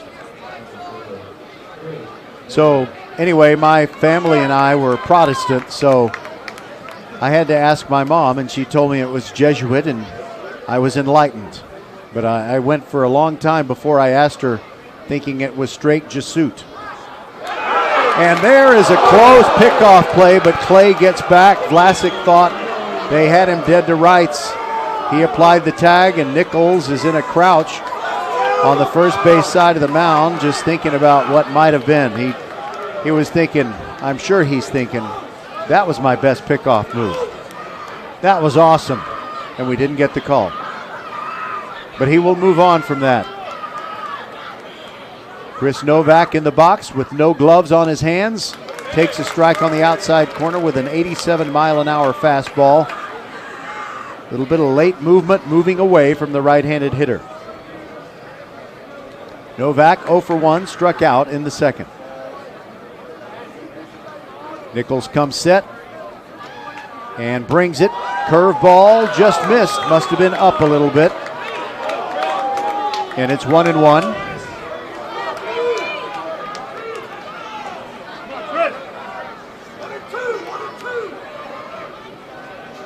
Open stance, but we got to throw over to first again, and Clay dives back. Travis Vlasic and the Panthers felt like they had pulled off a successful hidden ball trick in Game 2 against Tompkins. They ended up winning the game and sweeping the series anyway. 1-1 pitch is fouled out of play. It's now 1-2 on Chris Novak. So Ridge Point was trying to end that game 2 against Tompkins with Jack McKernan on the mound. Jack didn't have the ball, but he had his foot on the pitcher's rubber, so it's a balk if you try to do something like the hidden ball trick when your pitcher has his foot on the rubber, and now they pick him off! Clay was leaning the wrong way. Now the first base coach is going to argue that even though the throw got there in time, he's going to say that Clay got the hand on the bag. And now here comes Coach Garcia Ramo out of the dugout. It was one of those situations where if we had video replay, we might see that Clay had gotten his hand on the bag without getting tagged. David Spiegel called him out. Now it's one of those where he was really dead to rights, and he would be very, very lucky if he was not actually out. Nevertheless, Strake Jesuit feels like the tag had not been applied, but there are 2 outs now. Base is empty. Novak still hitting, and the count is 1-2. Slices one over the berm. Look out, Ridgepoint bus. And it rolls and rattles between the wrought iron fence. What do you call them? They're not pickets. They're not posts. If it's a wrought iron fence, I don't know what you call it. Here's the 1-2. Upstairs. You know, my family went to Conroe Tiger football games, and I didn't really know what a private school was, until I got to about the 4th grade. Here's the 2-2, and that is lined to right center field and drops in for a hit. Nice piece of hitting by Chris Novak, hanging in there for a long, long time, and Strake Jesuit fans can only think what might have been. If Clay was still running from first base, he might have made it to third right there. The ball was softly hit. Stevens immediately turned around and sprinted back, but nobody could have made the catch on that one. Now we see Colin Sloan 0 for 1 with a strikeout. Designated hitter takes the first pitch for a ball.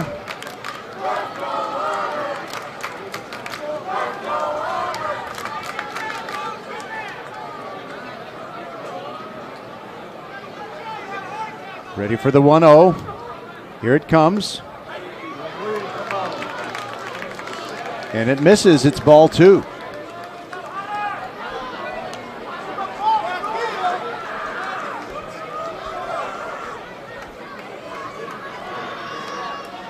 Colin Sloan in a pressure situation getting the start tonight. Hasn't hit much in the last couple of weeks. And there's a throw over. Another dive back in. Novak is safe.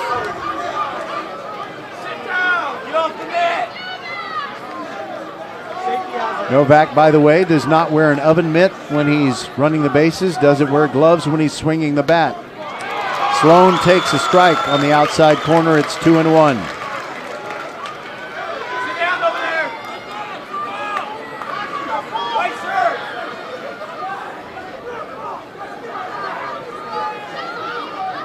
Here's the 2-1. Golfed out of play into the gathering gloom on the right. The Panthers are 5-1 all-time at the U of H when they are in the first base dugout. They're 1-2 in the visitors' dugout. They're the visiting team tonight, but they're in the first base dugout where they like to be. There's another throw over. Safe at first on the pickoff. Ridgepoint clinging to a 1-0 lead. We're in the bottom of the 4th. Sloan swings and misses at a pitch up around his eyes. Another strikeout for Hunter Nichols. And that ends the 4th inning. We're on VypeFortBend.com. Glad you're with us. 1-0 Ridgepoint as they try to get the sweep and qualify for going to Round Rock. We'll be back.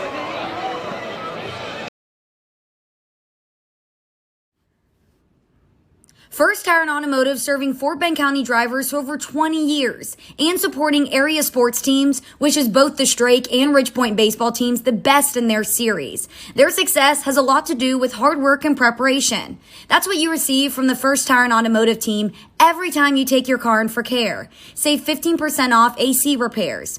Purchase 4 select Michelin, BF Goodrich, Goodyear, or Uniroyal tires with a premium installation package and wheel alignment and save $100. Check out the website firsttireandauto.com for details. Make your appointment today at any of the 4 convenient locations in Sugar Land and Cinco Ranch. firsttireandauto.com. Archer Volkswagen showroom is open, and our team's excited to help you. Visit our sales department Monday through Saturday from 9 a.m. to 9 p.m. Or bring your car in for service from 7 a.m. to 7 p.m. Monday through Friday, and Saturdays from 9 a.m. to 2 p.m. We're closed on Sundays to rest and recharge with our families, so we can serve you well through the week. We hope to see you soon. Mason Dossett leads off for Ridgepoint in the top of the 5th. Here's the pitch. Swung on and missed. Cade Barron has gone all the way for these Strake Jesuit Crusaders in his first 4 innings. 55 pitches thrown, 73% of the for strikes, which is amazing. 2 hits allowed. Next pitch to Dossett is outside for a ball. It's 1-1. 2 hits allowed, although I have Ridgepoint at 3 because there was a ground ball hit to deep short by Vossas. I think he was going to be safe. I called that one a hit. 1-1. Vossett swings and misses at the 72-mile-an-hour changeup.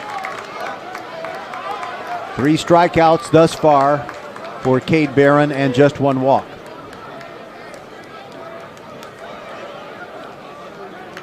The 1-2 to Dossett, and he sprays that one foul on the right.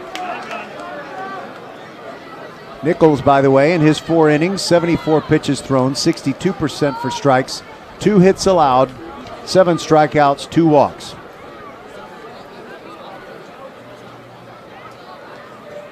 Here's the 1-2. Swung on and missed. Beautiful pitch down and in. Evans throws down to first base to Wassel just to complete the putout. And there's 1 out for Ridgepoint in the top of the 5th. You know, I want to say hello to my young friend Nolan Boltina. I hope he's listening. Your boys are in front, but not by a whole lot. And you know, in a moment of candor, Nolan told me before Game 3 against Pearland, well, he made a confession of what he thought he saw as Vossas takes a strike at the knees from Cade Barron.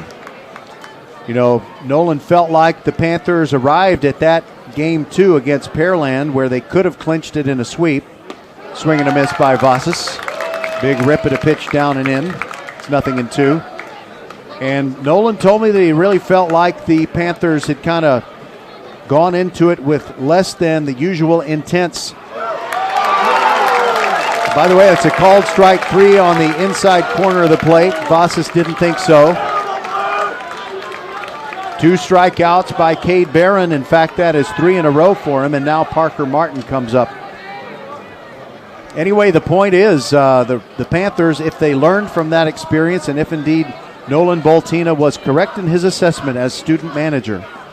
There's a pitch down and away from Parker Martin.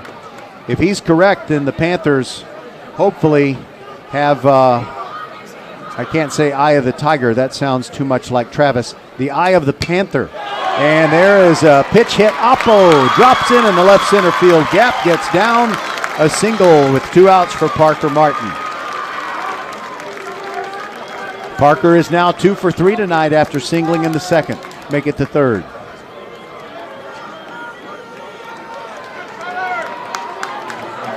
All right, Carter Groen. By the way, Parker Martin is going to be replaced by courtesy runner Blaine Ryan.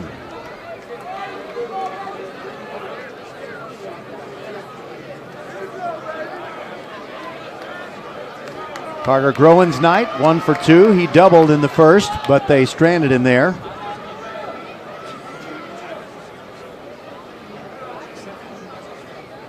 Now Coach Garcia Ramo wants to make sure that he is aware of Coach Welch's substitution. Blaine Ryan will run off of first base with 2 outs. Carter Groen comes up and looking to provide an insurance run. Don't forget the Needville Insurance Agency can save you hundreds, if not thousands of dollars each year on your car insurance, your home insurance, or both. Call them at 979-793-7411 or go to needvilleinsurance.com. There was a throw over, and Groen asked for time and stepped out. Now we are ready to go.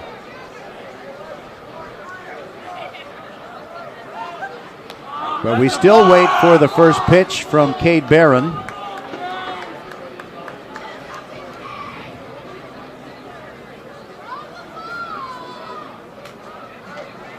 Barron takes a long look in at his catcher, Matt Evans.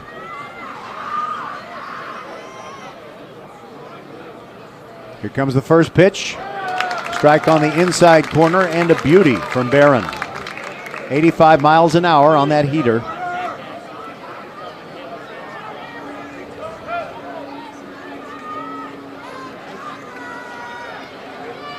Nothing in one, the count. There's a throw over. Ryan is back in. We've had more throws over to first base, pickoff attempts, than we've had in any game that I've seen in a long time. You know, aside from major league games where they have 9 innings. Groen got tired of waiting, stepped out. Now he's back in there. The 0-1 from Barron. Way outside, it was a pitch out. And nothing doing. Ryan did not break for second.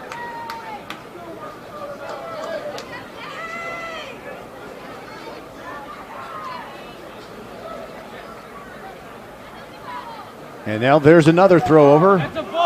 Quick move, and you hear the Ridge Point fans claiming it was a balk. But my point is, when you have 4 umpires, there's pretty much no way that you could balk and not be found out. Groen waiting for the 1-1. Here it comes. Gets a piece and fouls it back. It's 1-2. If he gets on, we'll see Travis Vlasic. Speaking of Travis Vlasic, he tosses 2 baseballs to catcher Matt Evans, who hands them to home plate umpire Mike Grine. A Southwest Airlines jet going by overhead at straightaway center, reminding me that yesterday I really needed Southwest not to cancel a flight to Hobby Airport. It made for a stressful day. 1-2 the count, but first a throw over. Ryan is back in. Shaking the rubber pellets out of his waistband. And some of us know how painful that can be. Actually, I don't. They didn't have rubber pellet fields back when I was playing. Here's the 1-2. There goes Ryan, but it's fouled back.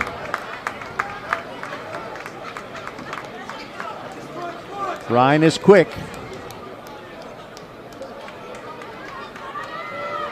You know, if he breaks with the pitch like that and Groen hits anything to the outfield, it would be an ordinary single.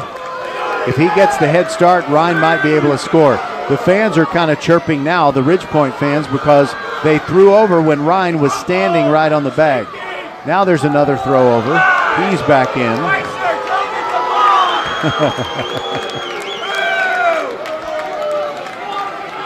You know, you're blessed if that's all you have to complain about, but I really would like to see a few pitches here.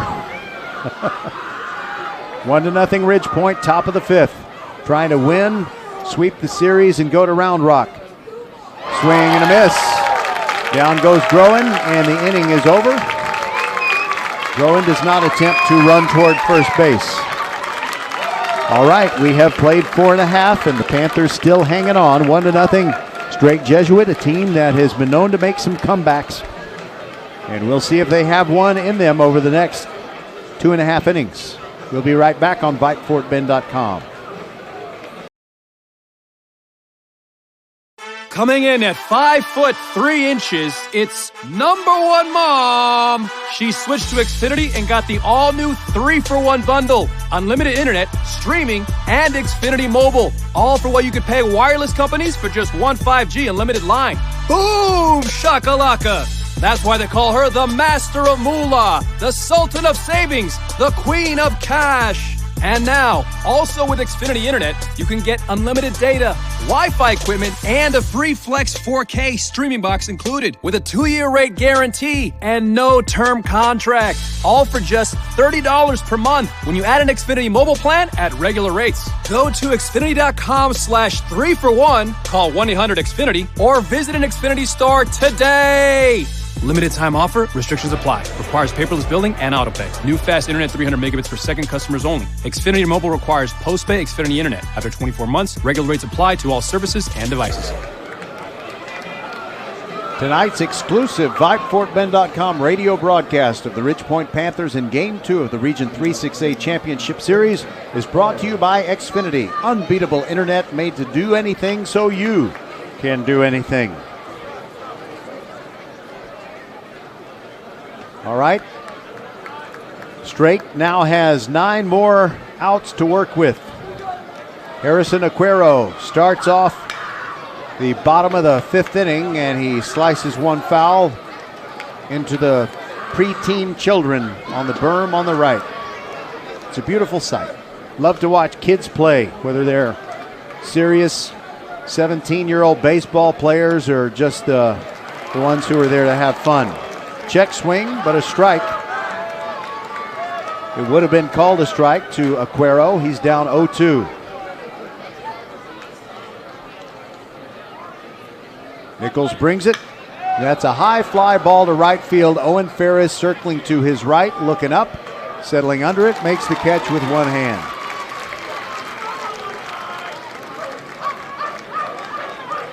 Nichols got through the first 4 innings, throwing fewer than 80 pitches. 2 hits allowed, 7 strikeouts, and only 2 walks.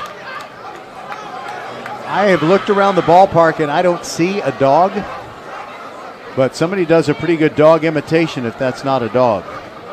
Now it's Nick Sulo, the left fielder. Big rip at the first pitch, and he comes up empty, 0-1. Matt Evans to follow. Nichols rocks in, brings it.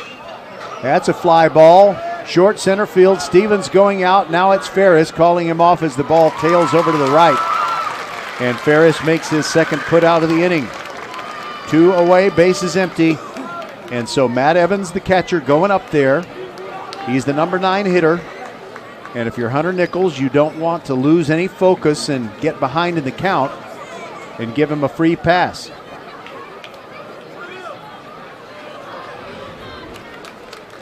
Hunter looks over the top of his glove and delivers. Strike on the outside corner. Evans knows not to say anything, being a catcher. Here's the 0-1. Over but low, and it rolls gently underneath Kennett.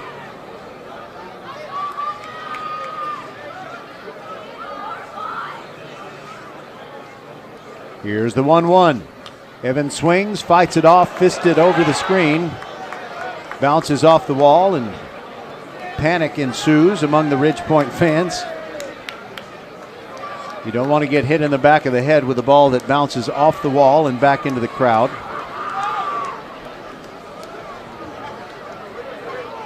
Here's the 1-2, and that hit him in the shoulder. He's mad. He's given Nichols a look, and I think Nichols is trying to say that he's sorry, but Evans really doesn't want to talk to him. So with 2 outs, a base runner on the hit by pitch.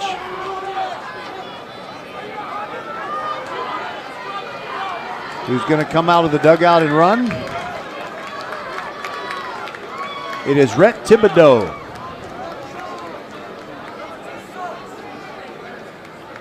Rhett Thibodeau gets a chance to run the bases. He's scored 2 runs in the last 6 playoff games.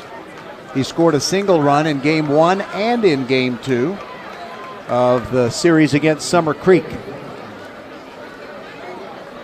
That's who they beat before they beat Katy. Clay Richardson comes up. He's 1 for 2. Nichols brings the first pitch. Big rip and a miss on the 82-mile-an-hour pitch. See, Hunter he doesn't throw it all that hard. But there's more to pitching than just velocity. Here's the 0-1. And it's high for a ball. Let's see, we've got, I'm trying to figure out which television stations are here. I know Channel 2 has been here and their tripod still is. I'm not sure the other one. We do have Jeff Mathis of H-Town High School Sports with Todd Freed. Swing at a pitch that might have been up out of the strike zone. Richardson fouls it back, and he's down 1-2.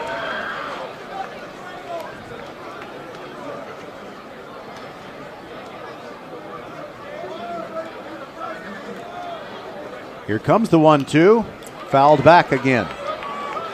I need to give you some information about the other regional finals. In Class 6A Region 1, South Lake Carroll beat Keller last night 2-0, and those two teams are playing tonight in a 7:30 start in Cleburne, Texas. Here's the 1-2. High pop up on the left side, might reach the seats. Giving it a look is Kennett, but it bounces on the concrete top of the dugout. In the Strake Jesuit student section, plus the St. Agnes students are very excited for one of their classmates who is making, he can't be a Strake Jesuit student, he just made an obscene gesture at someone. And I think he's being told by one of the Strake Jesuit staff that he shouldn't do that. Good job, staff member. 1-2, called third strike. Down goes Richardson. He didn't like the call.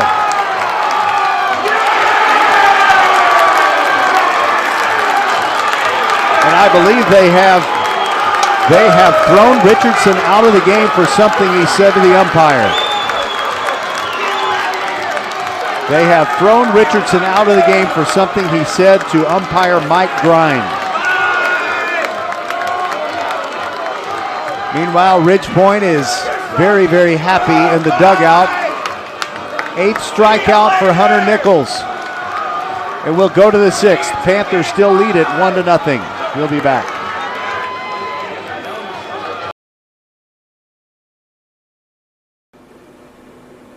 Hello fans, this is Bradley Stavanaugh with Needville Insurance. We know Fort Bend County. I'm a 4th generation resident of Fort Bend.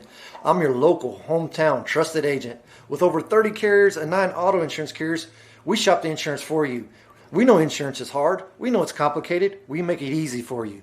We have Spanish speakers here available for you. Call us at 979-793-7411 or needvilleinsurance.com. Once again, call us 979-793-7411. Hello, I'm Gary Horn with Horn Solutions. We agree with energy analysts that the energy market has stabilized. We anticipate significant merger and acquisition activity. Good resources are scarce. Horn Solutions is positioned to assist you in accounting, finance, IT, and supply chain. Our staff can assist you with outsourcing, or we can supply you with resources to join your staff. Visit hornsolutions.net for details. Gary Horn is a highly successful businessman who has made a huge impact in people's lives, and he loves what he does for a living. That's a big reason why Gary Horn and Horn Solutions support Get a Great Gig. Get a Great Gig is a free job search consultation service that will help you find a job you love, whether it's to make more money or get personal fulfillment in the career of your choice. Email them at getagreatgig@gmail.com or on Twitter at getgreatgigs. First pitch swinging and a single in the left field for Travis Glassick to lead off the Ridge Point 6th, and things are they're getting loud here because the Ridge Point students are enjoying needling Strake Jesuit because they just got a player thrown out, and evidently there's something going on visually that they can see in the Strake Jesuit dugout. And Coach Welch is going to come up and say something to Mike Grine, the home plate umpire. Actually wants J.J. Kennett to just go away for the moment. By the way, Jake Stratton has come on to run for Travis Vlasic, who hit the first pitch from Cade Barron into left field for a hard single. And for Ridge Point, according to the scoreboard, they have 4 hits, but I have them at 5. Jake Stratton now running. Good speed. And J.J. Kennett will try to bring him around the bases.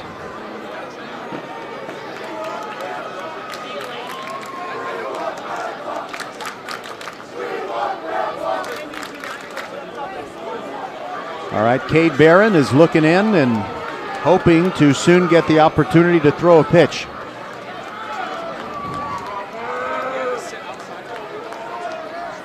Kennett is 1 for 2.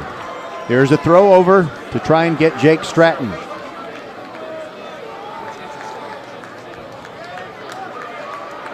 Jake Stratton wears the purple stirrup socks with the identical triple white stripes. Another throw over, he dives back in.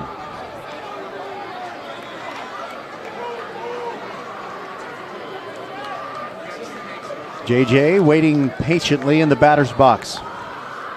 Barron still looking over there, and another throw. Wassel applies the tag, but Stratton was ready for it.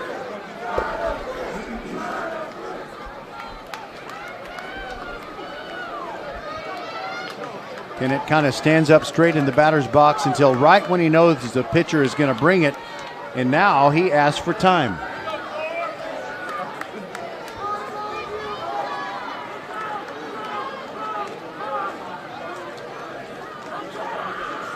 Barron ready to bring another one, we think.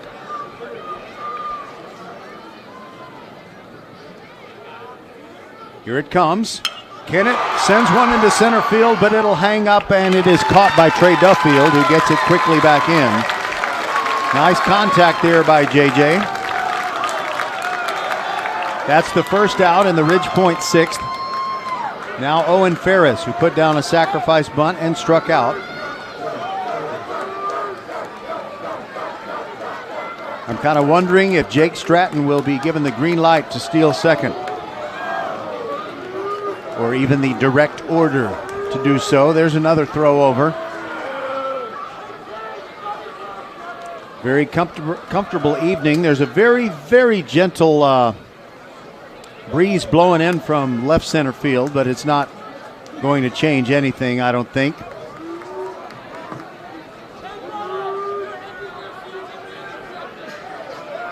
Ferris ready. Another throw over. Stratton dives back.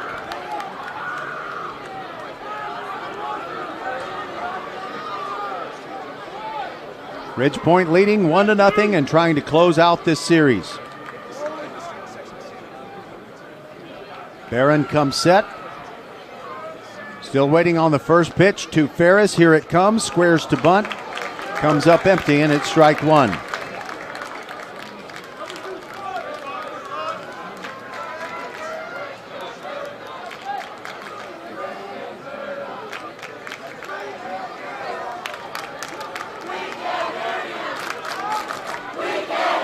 Obviously, the Ridge Point students are the ones saying, "We can't hear you." 0-1, still waiting on it. There's another throw over.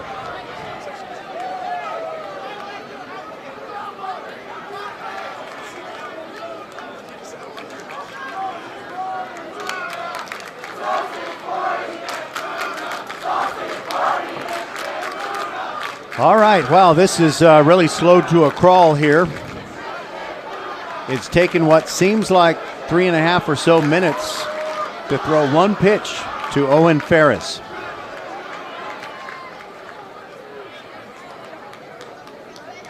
And he steps off again.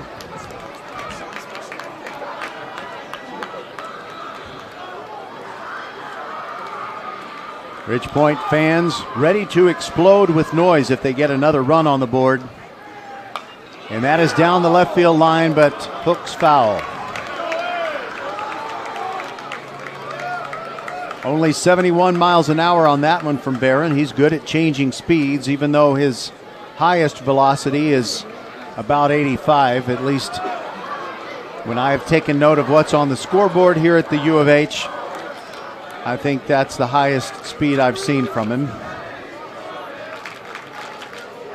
The 0-2. Called strike 3. Ferris is out. Stratton steals second with no throw.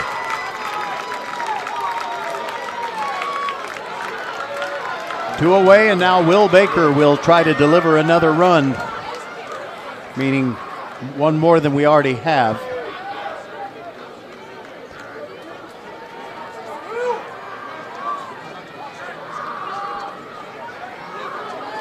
Lefty hitting Will Baker. 0 for 2 with 2 ground balls, 1 to second, 1 to first. Barron brings it. That's a strike on the inside corner. I'm thinking Will was thinking that was off the plate on the inside. But of course, that doesn't matter.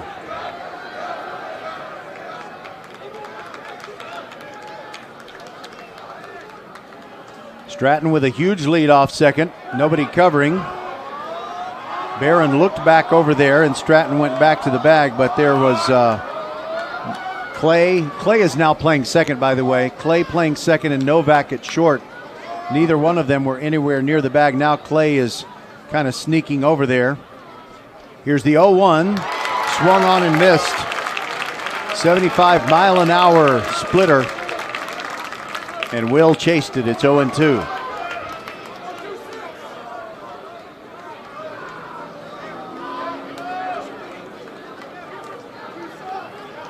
Stratton ready to run. He's got both feet on green field turf at the moment. Barron brings it. Check swing. Did he go? They appeal to the third base umpire, Kevin Ellis. Palms down. No swing.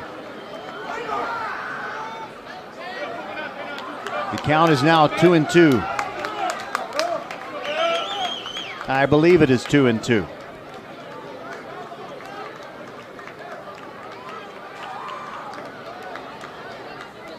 Baker ready in the left-handed box. Pitch on the way. There goes Stratton. Pitch is outside for a ball, but they throw out Stratton. Nice job by the catcher, Matt Evans, and that ends the Ridge Point sixth. Panthers get no runs on one hit, no errors, and nobody left on base because Stratton was thrown out. And we'll proceed to the bottom of the sixth. Ridge Point hanging on, 1-0 lead, trying to get the sweep in advance to Round Rock. We'll be back. Coming in at 5'3", it's number 1 mom. She switched to Xfinity and got the all-new 3-for-1 bundle. Unlimited internet, streaming, and Xfinity Mobile. All for what you could pay wireless companies for just one 5G unlimited line. Boom! Shakalaka! That's why they call her the Master of Moolah, the Sultan of Savings, the Queen of Cash. And now, also with Xfinity Internet, you can get unlimited data, Wi-Fi equipment, and a free Flex 4K streaming box included with a 2-year rate guarantee and no term contract. All for just $30 per month when you add an Xfinity mobile plan at regular rates. Go to Xfinity.com/3-for-1, call 1-800-XFINITY, or visit an Xfinity store today. Limited time offer. Restrictions apply. Requires paperless billing and autopay. New fast internet 300 megabits per second customers only. Xfinity Mobile requires post-pay Xfinity Internet. After 24 months, regular rates apply to all services and devices. All right, Strake Jesuit under pressure to try and keep their season alive. Trey Duffield stands in. Clay Richardson struck out to end the bottom of the fifth inning. And evidently he was tossed, and that's why Clay is now playing second base for Strake Jesuit. High fly ball to deep left field. That could get out of here. It is gone, and we are tied.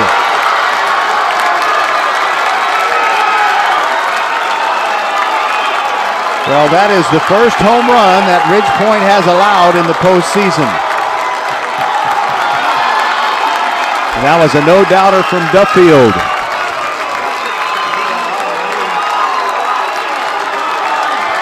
It's not the first time he's hit a homer in the postseason. He hit a homer in Game 2 against Katy. And he hit a triple in the Game 2 clincher versus Summer Creek. So in his last 6 games, make it his last 7 games now, he has hit for the cycle.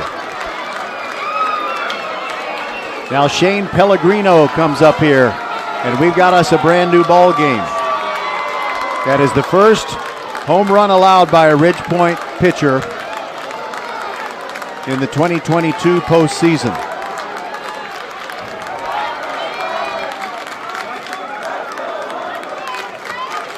All right, so we're going to have some more excitement of some kind. We can't get out of here unless one of these teams scores another run, and we're in the bottom of the 6th.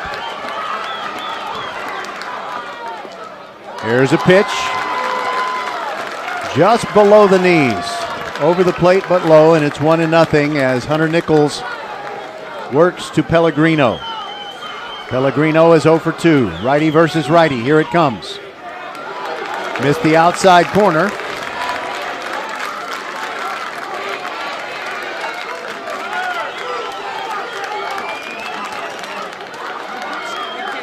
Here's the 2-0. Ground ball towards Vasas. 2 hops. Backhands it. Gets it to Vlasic in time. 1 away.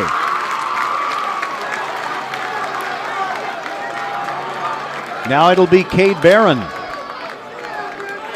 And he's been pitching his heart out tonight. And now his team has pulled even into a tie, so that takes him off the hook for the moment for a loss.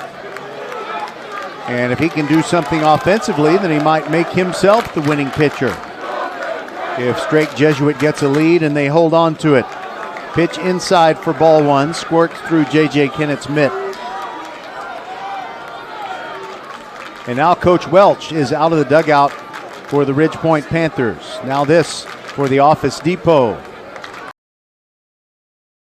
We see all you do to get work done, whether it's keeping your office clean or redesigning your space for 3 or 300. Our business is to keep business going. Buy online and pick up in store, or get free next business day shipping at Office Depot, Office Max, and OfficeDepot.com.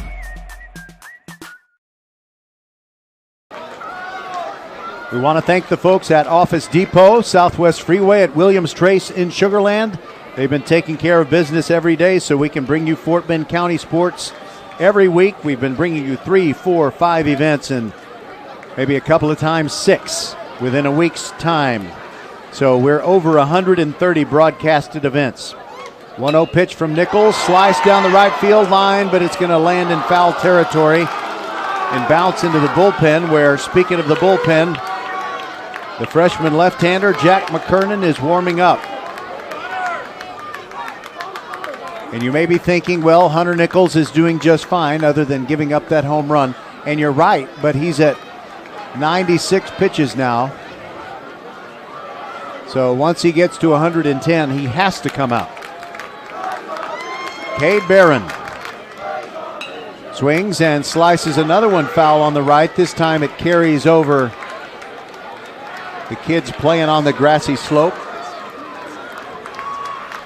They got to be heads up over there.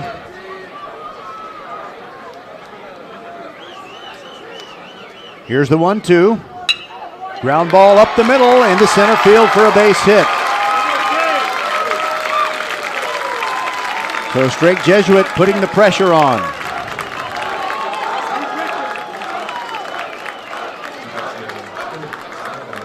Courtesy runner Aiden Dobrava comes out of the dugout. And he will run for Cade Barron. Dobrava, if you rearrange the letters, could spell bravado, I believe. Actually, no, you need two A's in there.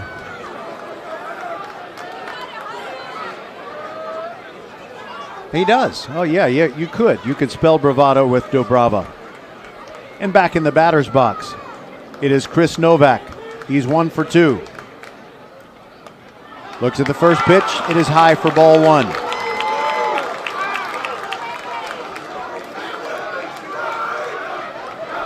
Crowding the plate from the right-handed box.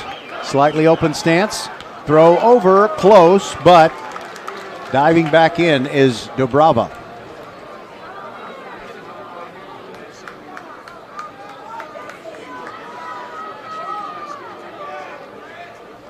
One and nothing the count on Novak. Here comes the pitch. That is fouled out of play. High in the air. Bounces on the sidewalk where all the fans come in.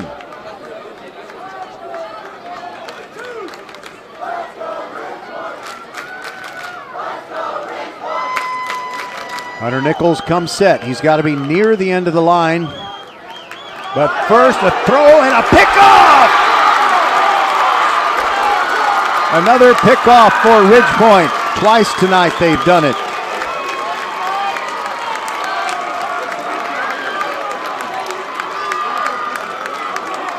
So now there are 2 outs and the bases are empty.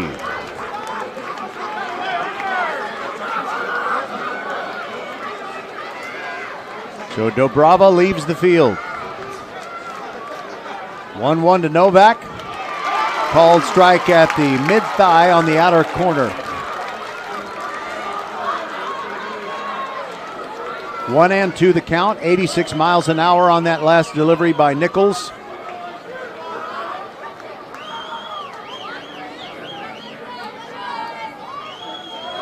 He starts his windup, and here comes the 1-2. Bounces in. Kennett stops it. Nichols, based on the way he handled the return throw, I think he was disappointed in where he located that pitch. Here's the 2-2. Little ground ball toward first. Vlasic behind the bag, steps on it, and there you go. But Strake Jesuit draws even. They score a run on the big bomb by Trey Duffield, and we will go to the 7th, tied at 1. Ridgepoint trying to complete the sweep. The next time Ridgepoint goes out there on defense, we wonder, will it be Jack McKernan or will they have Nichols go a little bit farther? They're patting him on the butt and on the shoulders and giving him high fives in the dugout in a way that tells me he may be done. We'll be back.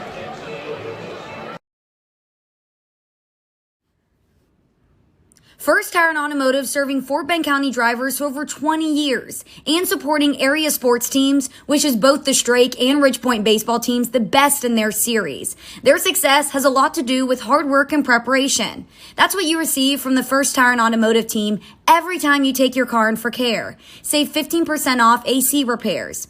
Purchase 4 select Michelin, BF Goodrich, Goodyear, or Uniroyal tires with a premium installation package and wheel alignment and save $100. Check out the website firsttireandauto.com for details. Make your appointment today at any of the 4 convenient locations in Sugar Land and Cinco Ranch. firsttireandauto.com.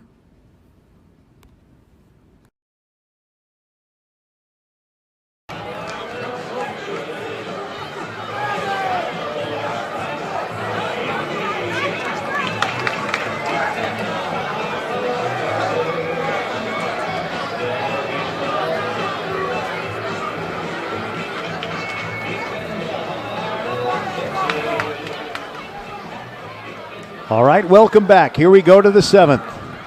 Ridgepoint and Strake Jesuit all locked up at 1-1.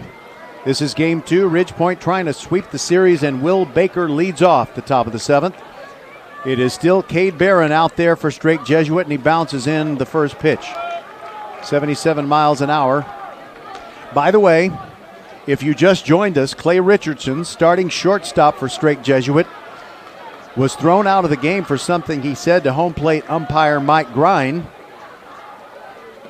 Next pitch to Baker is evidently low, over the plate but low, and it's 2-0.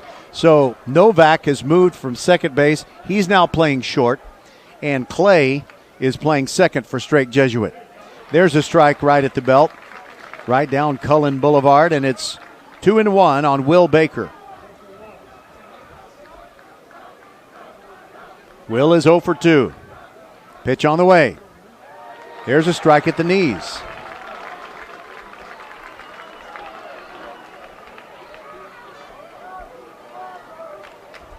Steps out and now back in. Way outside. The count goes to 3-2. And Barron is kind of looking like he's frustrated with himself that his mechanics have just gotten a little sloppy on a couple of pitches. Here's the payoff pitch. And it's a foul ball on the right. In a game such as this, you don't really worry about getting a hit. You just want to get on base. I mean, I know Will would love to drive one to the gap, but a walk would be helpful too. Payoff pitch. And he fights that one off back over the third base stands and onto the tennis courts.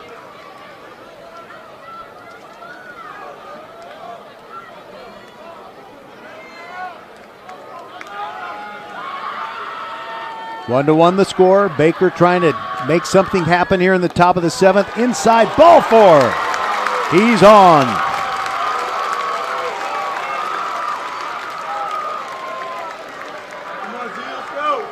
And I wonder if we're going to see Cade Barron replaced or maybe just a mound visit. That, by the way, is just his second walk.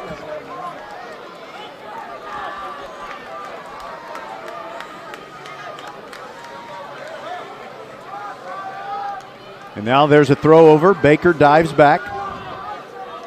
He just keeps his white batting gloves on.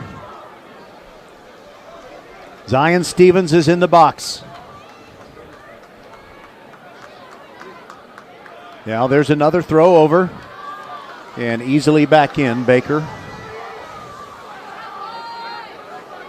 And now Raul Garcia Ramo has come out of the dugout for Strake Jesuit. And he's at least going to talk to Cade Barron. I wonder if he's going to make a change. Cade has thrown about 90 pitches, give or take a pitch or two. There's a mound conference going on. The head coach, the catcher, the pitcher, and the entire infield. And it is still Cade Barron's game for now.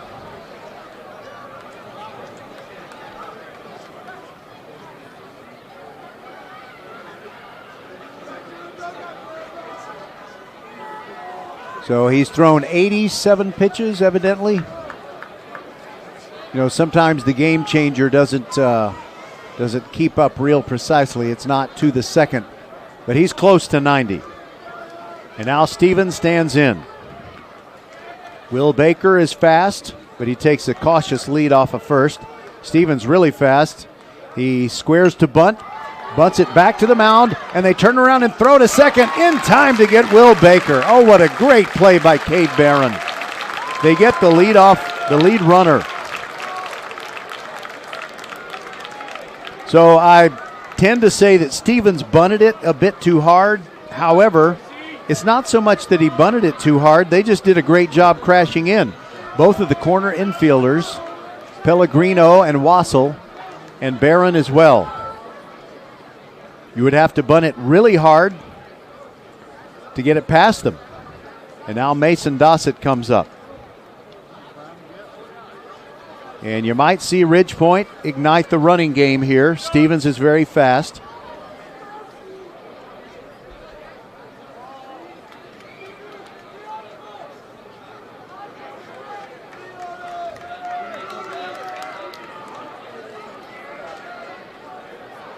Last night, Stevens did steal a base, and now we've got time called again. And I think, well, this is just a strategy session. And it does not include head coach Raul Garcia Ramo. He's still in the dugout.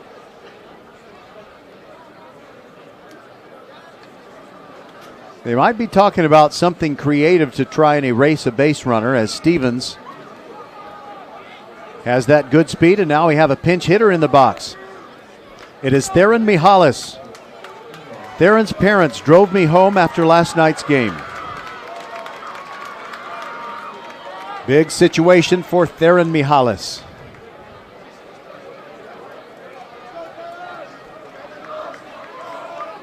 Stevens taking a cautious lead, at least for now, off of first base. Here's a throw over. He's back in.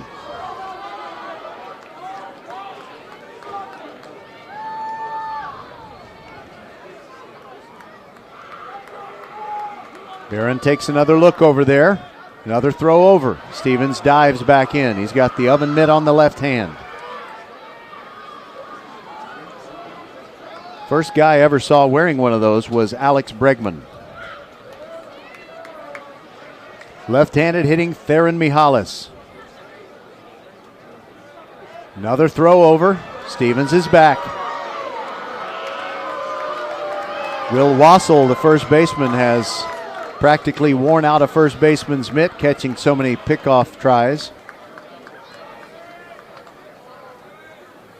Mihalis squares to bunt, and he fouls it back over the screen, and it bounces off the front of the press box and into the Ridge Point student section.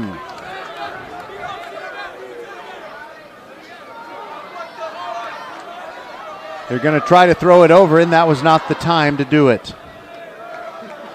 The ball is rolling around in front of the dugout. I'm glad they returned the ball, but you got to know when to return the ball. Nothing in went on Mihalis after that much ballyhooed foul ball.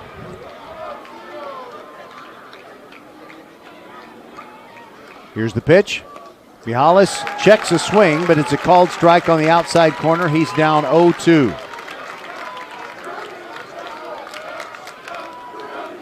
Justin Vasas waits to bat next.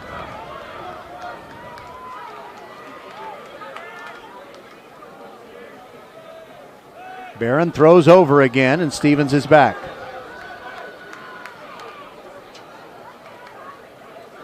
One to one, Ridge Point and Strake Jesuit. We're in the top of the seventh. One out, and Ridge Point has a man on. Theron Mihalis, pinch hitting. Ready for the 0-2, but there's another throw over.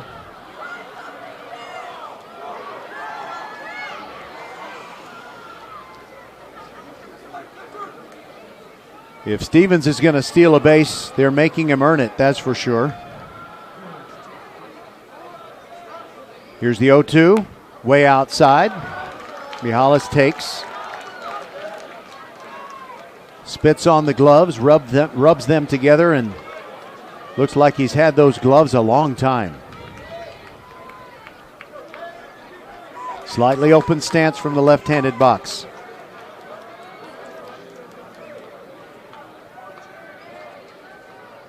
Before we get the 1-2, we get another pickoff try.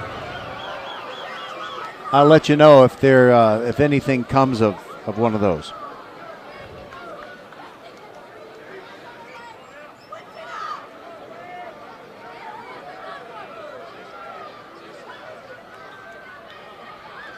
Barron kicks and comes home. Swing and a miss by Mihalis. He goes down. There are two outs. Stevens is still at first.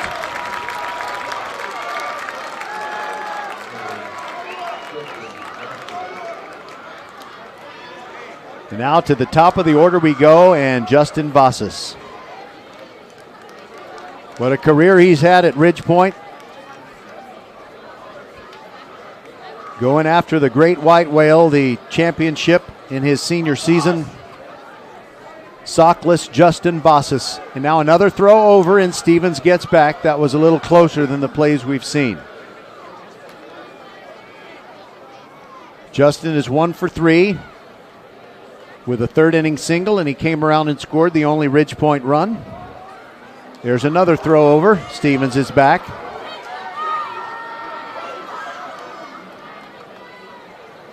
Vasas almost hit one out of here in game 2 of the regional final series against Kingwood. It was about 1 foot from the top of the wall and left. Pitch on the way. Big rip. Strike one.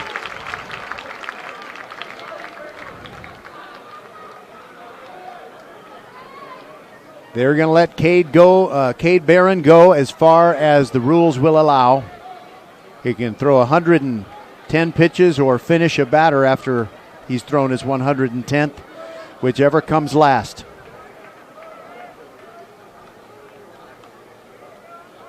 Here's the 0-1. Way outside, a pitch out, and Stevens wasn't going. So it's 1-1.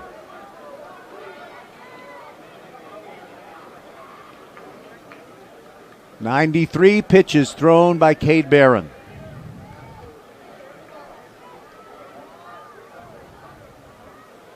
One and one on Vossas. There's another throw over. Stevens is back. I think he is trying to take a little bit longer secondary lead. But he's got to be so careful. Another throw over. He's back.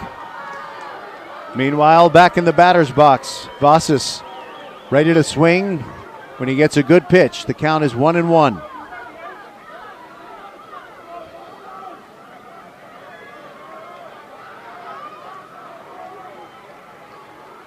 Barron looks over there, now steps off. And Stevens walks back to the bag, and Vossas continues to wait.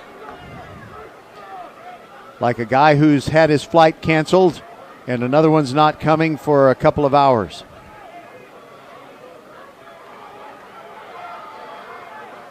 Here's the 1-1. Big rip and a miss. It's 1-2. Cade Barron is still bringing it. 86 miles an hour on that one.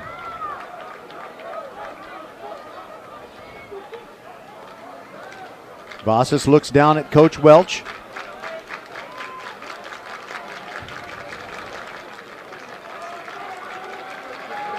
Stevens takes his lead. Here's the 1-2. Way outside, 2-2. Good job by the catcher, Evans. He slid over and made sure that didn't get to the backstop. Could be critical for Strake Jesuit that Stevens stays at first. And we await a 2-2 to Vossas. Another throw over. Stevens is back.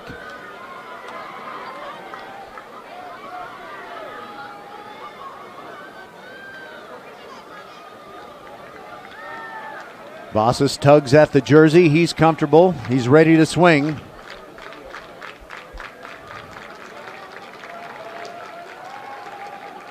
The 2-2, there goes Stevens, pitches inside for a ball, and Stevens steals second.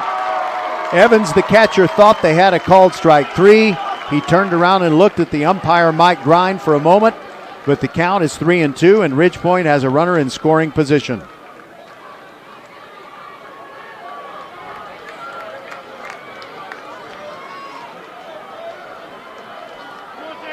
Oh, you could cut the tension with a knife. Bigger lead out there from second by Stevens. Here's the 3-2. Ripped foul outside of third. Bounces off the wall and keeps rolling all the way to the fence. It says a little something about how hard and quick this field turf is at the U of H, but it also says something about how hard Vossas hit it. And now we'll have another payoff pitch.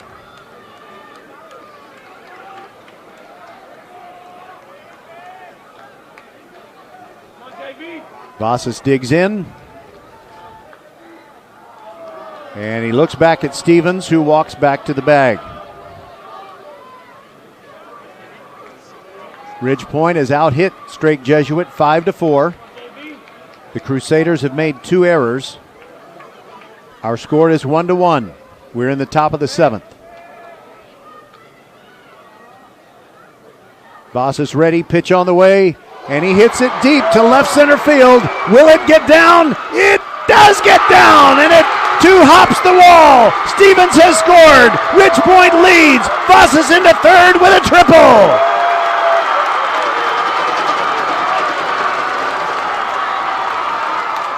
The purple people are going wild on the first base side, and maybe that could be the hit that delivers Ridgepoint a berth in the state tournament. Justin Vossas, what a great player these last 4 seasons. And he delivers on a 3-2 pitch, gets Zion Stevens home from second. Stevens with his speed could have hopped on 1 foot and made it. And Vossas a stand-up triple.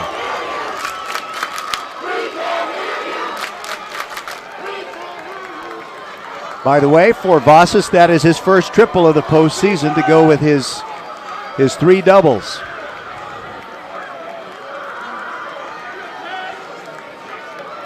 And by the way, he's 2 for 4 tonight when his team needed him the most.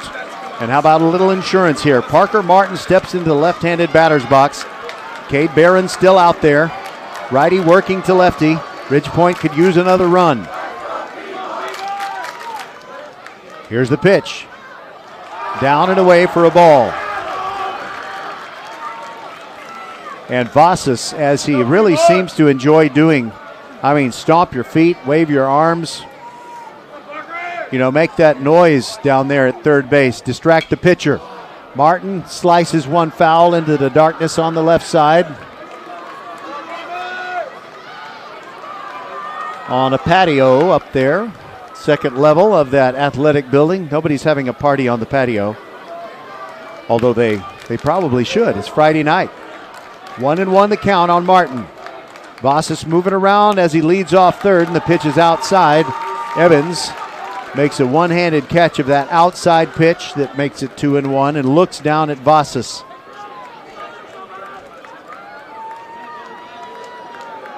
Parker Martin would love to make it 3-1. That pitch is outside. Well, it's not 3-1 on the scoreboard, but it's 3 balls and 1 strike as he continues to work.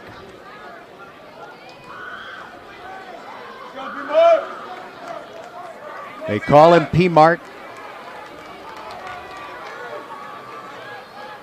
Here's the pitch by Barron. Upstairs, ball 4. There are runners at the corners with 2 outs.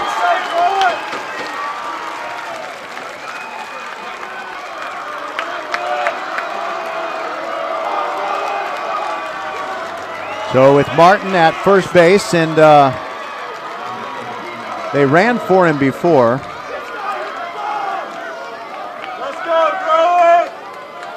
But he's running for himself now, and Carter Groen comes up. He has put a charge into the baseball 3 times in the last, I'm going to say, week plus a couple of days. The Pearland series and this one. But he hasn't been able to get it out of here. Pitch on the way. Checks his swing. It's down and in. That's a ball.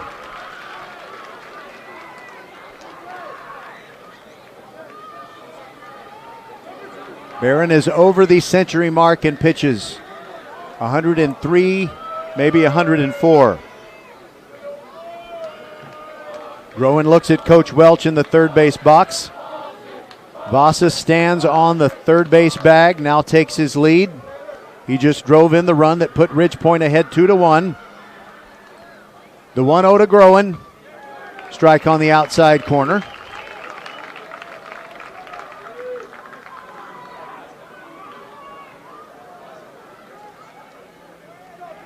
Vossas has tripled to the left center field gap, brought home the go-ahead run.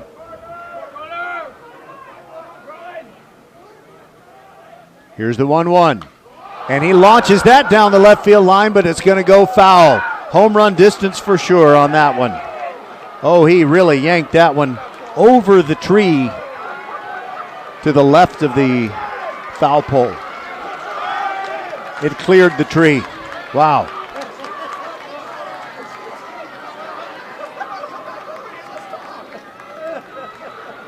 That makes the count 1-2. Here's the pitch, and that is fouled back and to the right. The at-bat still continuing.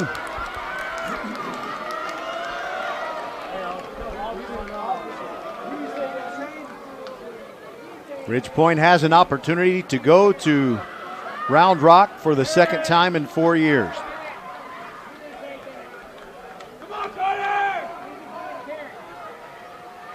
Here's the pitch. And that is popped up. They can't find it. It's near home plate. Finally, Evans found it, and it landed within play. And what a humiliating feeling right in front of the Ridgepoint student section. He has to go retrieve the ball.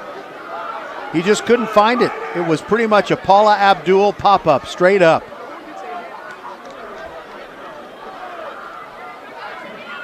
And you know how this game of baseball can be. That should have been an out. By all rights, it should have been an out. What will Carter Groen do with the next pitch? Barron comes set and brings it. Swing and a miss. That ends the inning. And Barron has had a fantastic game. And he and Vasas, as Vasas walks over from third base where he was a base runner, it's a high five, a big respect going both ways from Barron to Vasas and vice versa. That is beautiful to see. It is also beautiful to see that the Ridge Point Panthers have a 2-1 lead. And they will send the freshman, no, wait a minute. Hunter Nichols is going back out there. I think he's going to pitch as far as he can. I'm surprised. I thought just by the way that his teammates received him as he came to the dugout steps when he finished the sixth, I thought they were saying, great job, guys. We'll take it from here. Or great job, big guy. We'll take it from here. And his first warm-up pitch went over the head of J.J. Kennett. Jack McKernan was warming up for Ridge Point. But he's not warming up now. And let me just check. I can give you a very precise number on the number of pitches that Nichols has thrown. He's thrown 101 pitches. So I think he's going to go all the way to 110.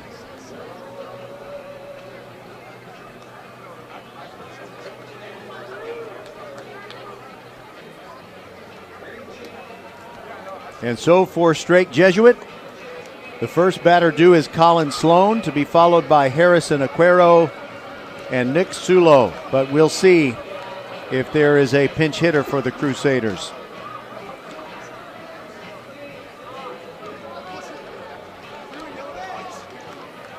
Seems like every game for Ridge Point, other than that 9-7 series clincher over Tompkins in a game 2, everything else is just tough and tight, very low scoring. Now Colin Sloan, 0 for 2 with a pair of strikeouts. Nichols brings it. Fly ball to center field, could be trouble. Going back is Ferris, long run, he got it! A step shy of the warning track. Oh, what a catch! Owen Ferris! What a long run. He had to run at least 30 yards to get to that one. And it was going to have to be his baseball because it kind of had clockwise spin on it. It was moving away from Mason Dossett. Actually, that is now Theron Mihalis, who when he pinch hit for Dossett, he took over in center field. And now there is a base hit to right field. First pitch swinging by Aquero. So there's one out, but the tying run is at first base, and the winning run is going to be at the plate. And it is Nick Sulo who will bat for himself.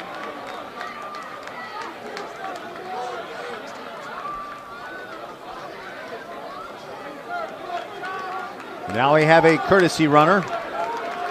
Aquero came off.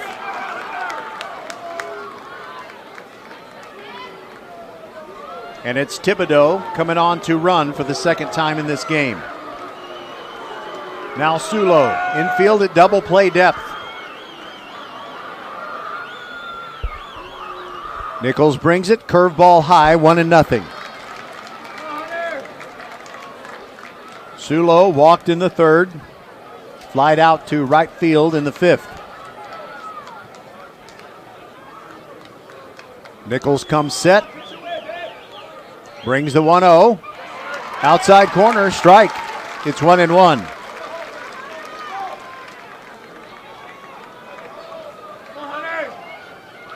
They play him very slightly to pull and medium depth in the outfield. Big rip and a miss came out of his spikes on that one, and it's 1-2.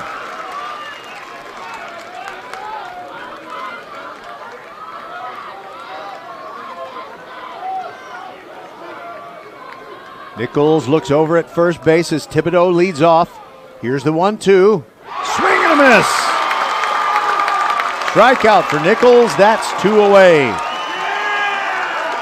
And now the Panthers are 1 out away from punching their ticket to Round Rock, but we're going to have a pinch hitter. It is James Rayum. I got the pronunciation from the coaching staff at Strake. It is James Rayum, Rheaume. And before he steps into the batter's box, he is going to talk to head coach Raul Garcia Ramo.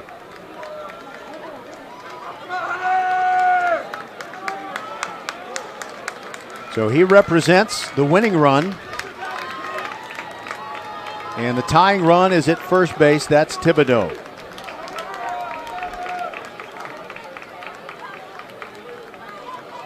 Nichols at 107 pitches, and this will almost certainly have to be his last batter.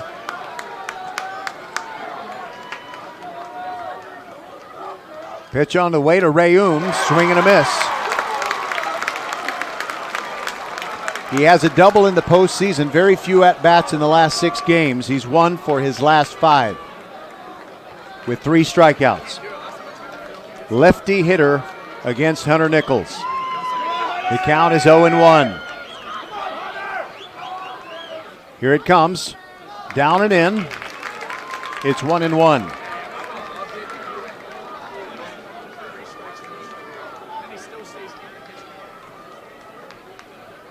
Ridgepoint trying to close out a 2-1 victory and go to the final 4. Pitch on the way. It's upstairs. 2-1.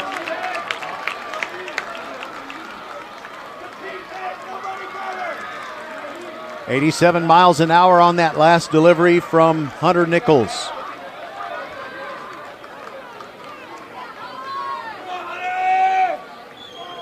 Rayum ready. He's a big kid. Here's the 2-1. Inside, it's 3-1.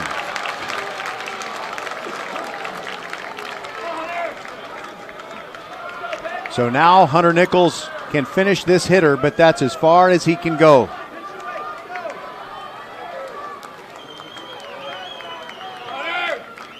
Here's the 3-1. Swing and a miss. Ridgepoint is 1 strike away, but with a 3-2 count and 2 outs, you're going to have Thibodeau breaking with the pitch. He will get a head start. Ridgepoint fans on their feet, hoping to celebrate. Here's the pitch. Swung on and missed. Ridgepoint wins. The Panthers are the champions of Region 3, and they're mobbing Hunter Nichols on top of the mound. Carter Groen takes the big swan dive on top and falls to the other side. A mass of humanity. They're so proud and happy. They came through. Strake Jesuit really put the pressure on the Panthers, and props to them. But the Panthers are the champions of Region 3, and folks, we are going to Round Rock. The celebration is kind of dissipating as the coaches have said, calm down, let's do the handshake line, do this thing right. And congratulations to Ridgepoint. Also, congratulations to their very worthy opponents from Strake Jesuit. Head coach Clinton Welch and head coach Raul Garcia Ramo shake hands. It was a very competitive series, even though it was a 2-game sweep. And Ridgepoint is going back to Round Rock, where they've only been once, and that was 2019. Hallelujah. We'll be back with the totals right after this on VypeFortBend.com. Coming in at 5'3", it's number 1 mom. She switched to Xfinity and got the all-new 3-for-1 bundle. Unlimited internet, streaming, and Xfinity Mobile. All for what you could pay wireless companies for just one 5G unlimited line. Boom! Shakalaka! That's why they call her the Master of Moolah, the Sultan of Savings, the Queen of Cash. And now, also with Xfinity Internet, you can get unlimited data, Wi-Fi equipment, and a free Flex 4K streaming box included with a 2-year rate guarantee and no term contract. All for just $30 per month when you add an Xfinity mobile plan at regular rates. Go to Xfinity.com/3for1, call 1-800-XFINITY, or visit an Xfinity store today. Limited time offer. Restrictions apply. Requires paperless billing and autopay. New fast internet 300 megabits per second customers only. Xfinity Mobile requires post-pay Xfinity Internet. After 24 months, regular rates apply to all services and devices. Hello fans, this is Bradley Stavanaugh with Needville Insurance. We know Fort Bend County. I'm a 4th generation resident of Fort Bend. I'm your local, hometown, trusted agent. With over 30 carriers and 9 auto insurance carriers, we shop the insurance for you. We know insurance is hard. We know it's complicated. We make it easy for you. We have Spanish speakers here available for you. Call us at 979-793-7411 or needvilleinsurance.com. Once again, call us 979-793-7411.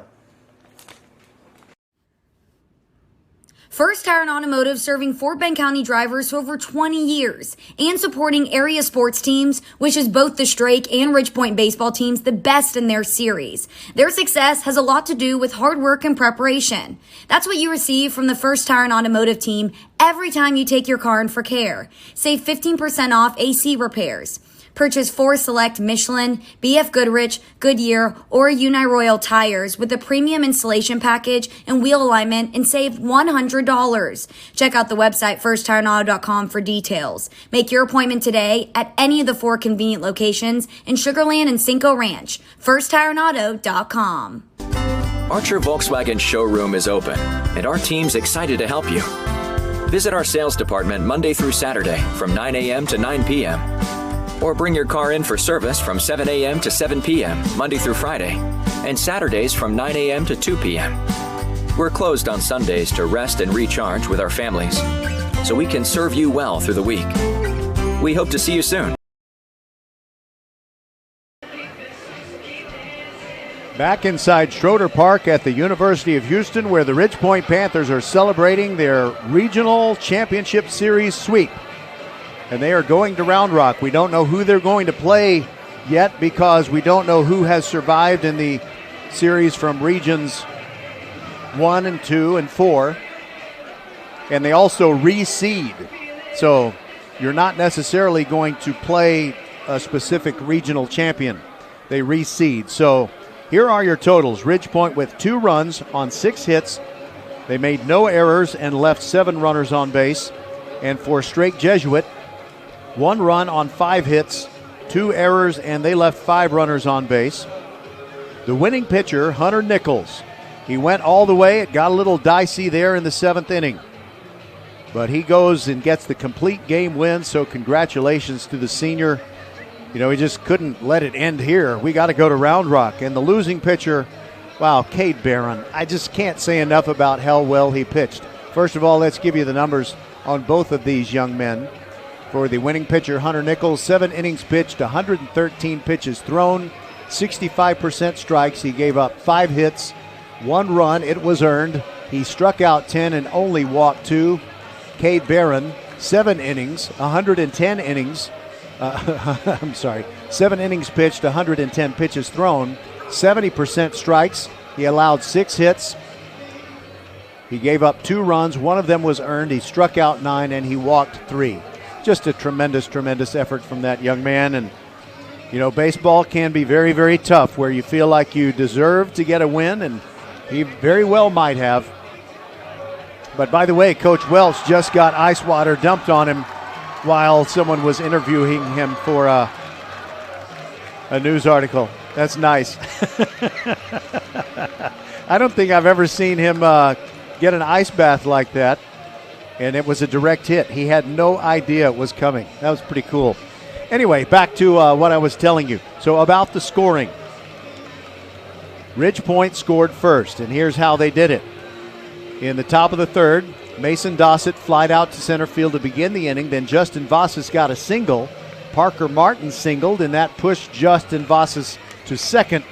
And then after Carter Groen flied out to left field, you had Travis Vlasic.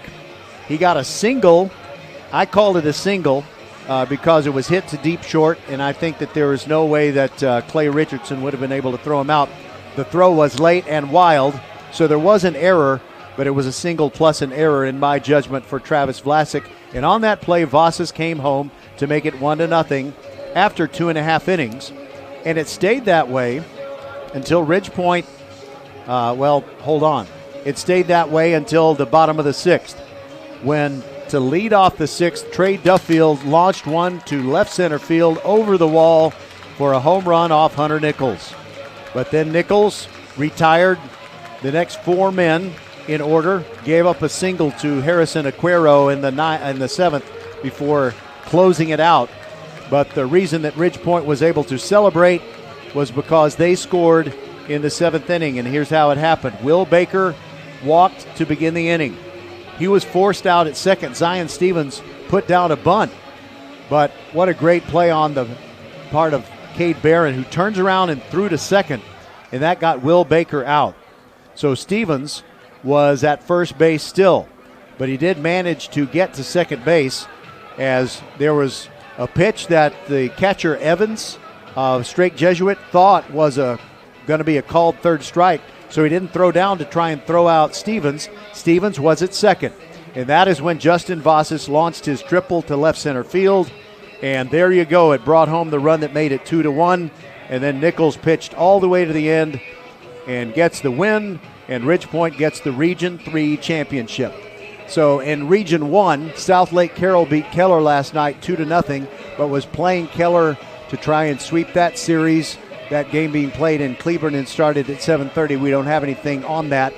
Rockwall Heath beat Rockwall last night 6-0 in their game 1, and they were playing their game at Dr. Pepper Ballpark at 7 o'clock, and we're going to play tomorrow if they needed that game. Ridgepoint wins here. You all know about that.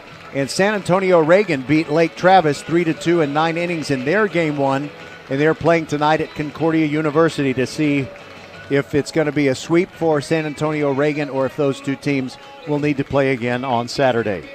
But what I need to do is get ready for a state semifinal broadcast, baby.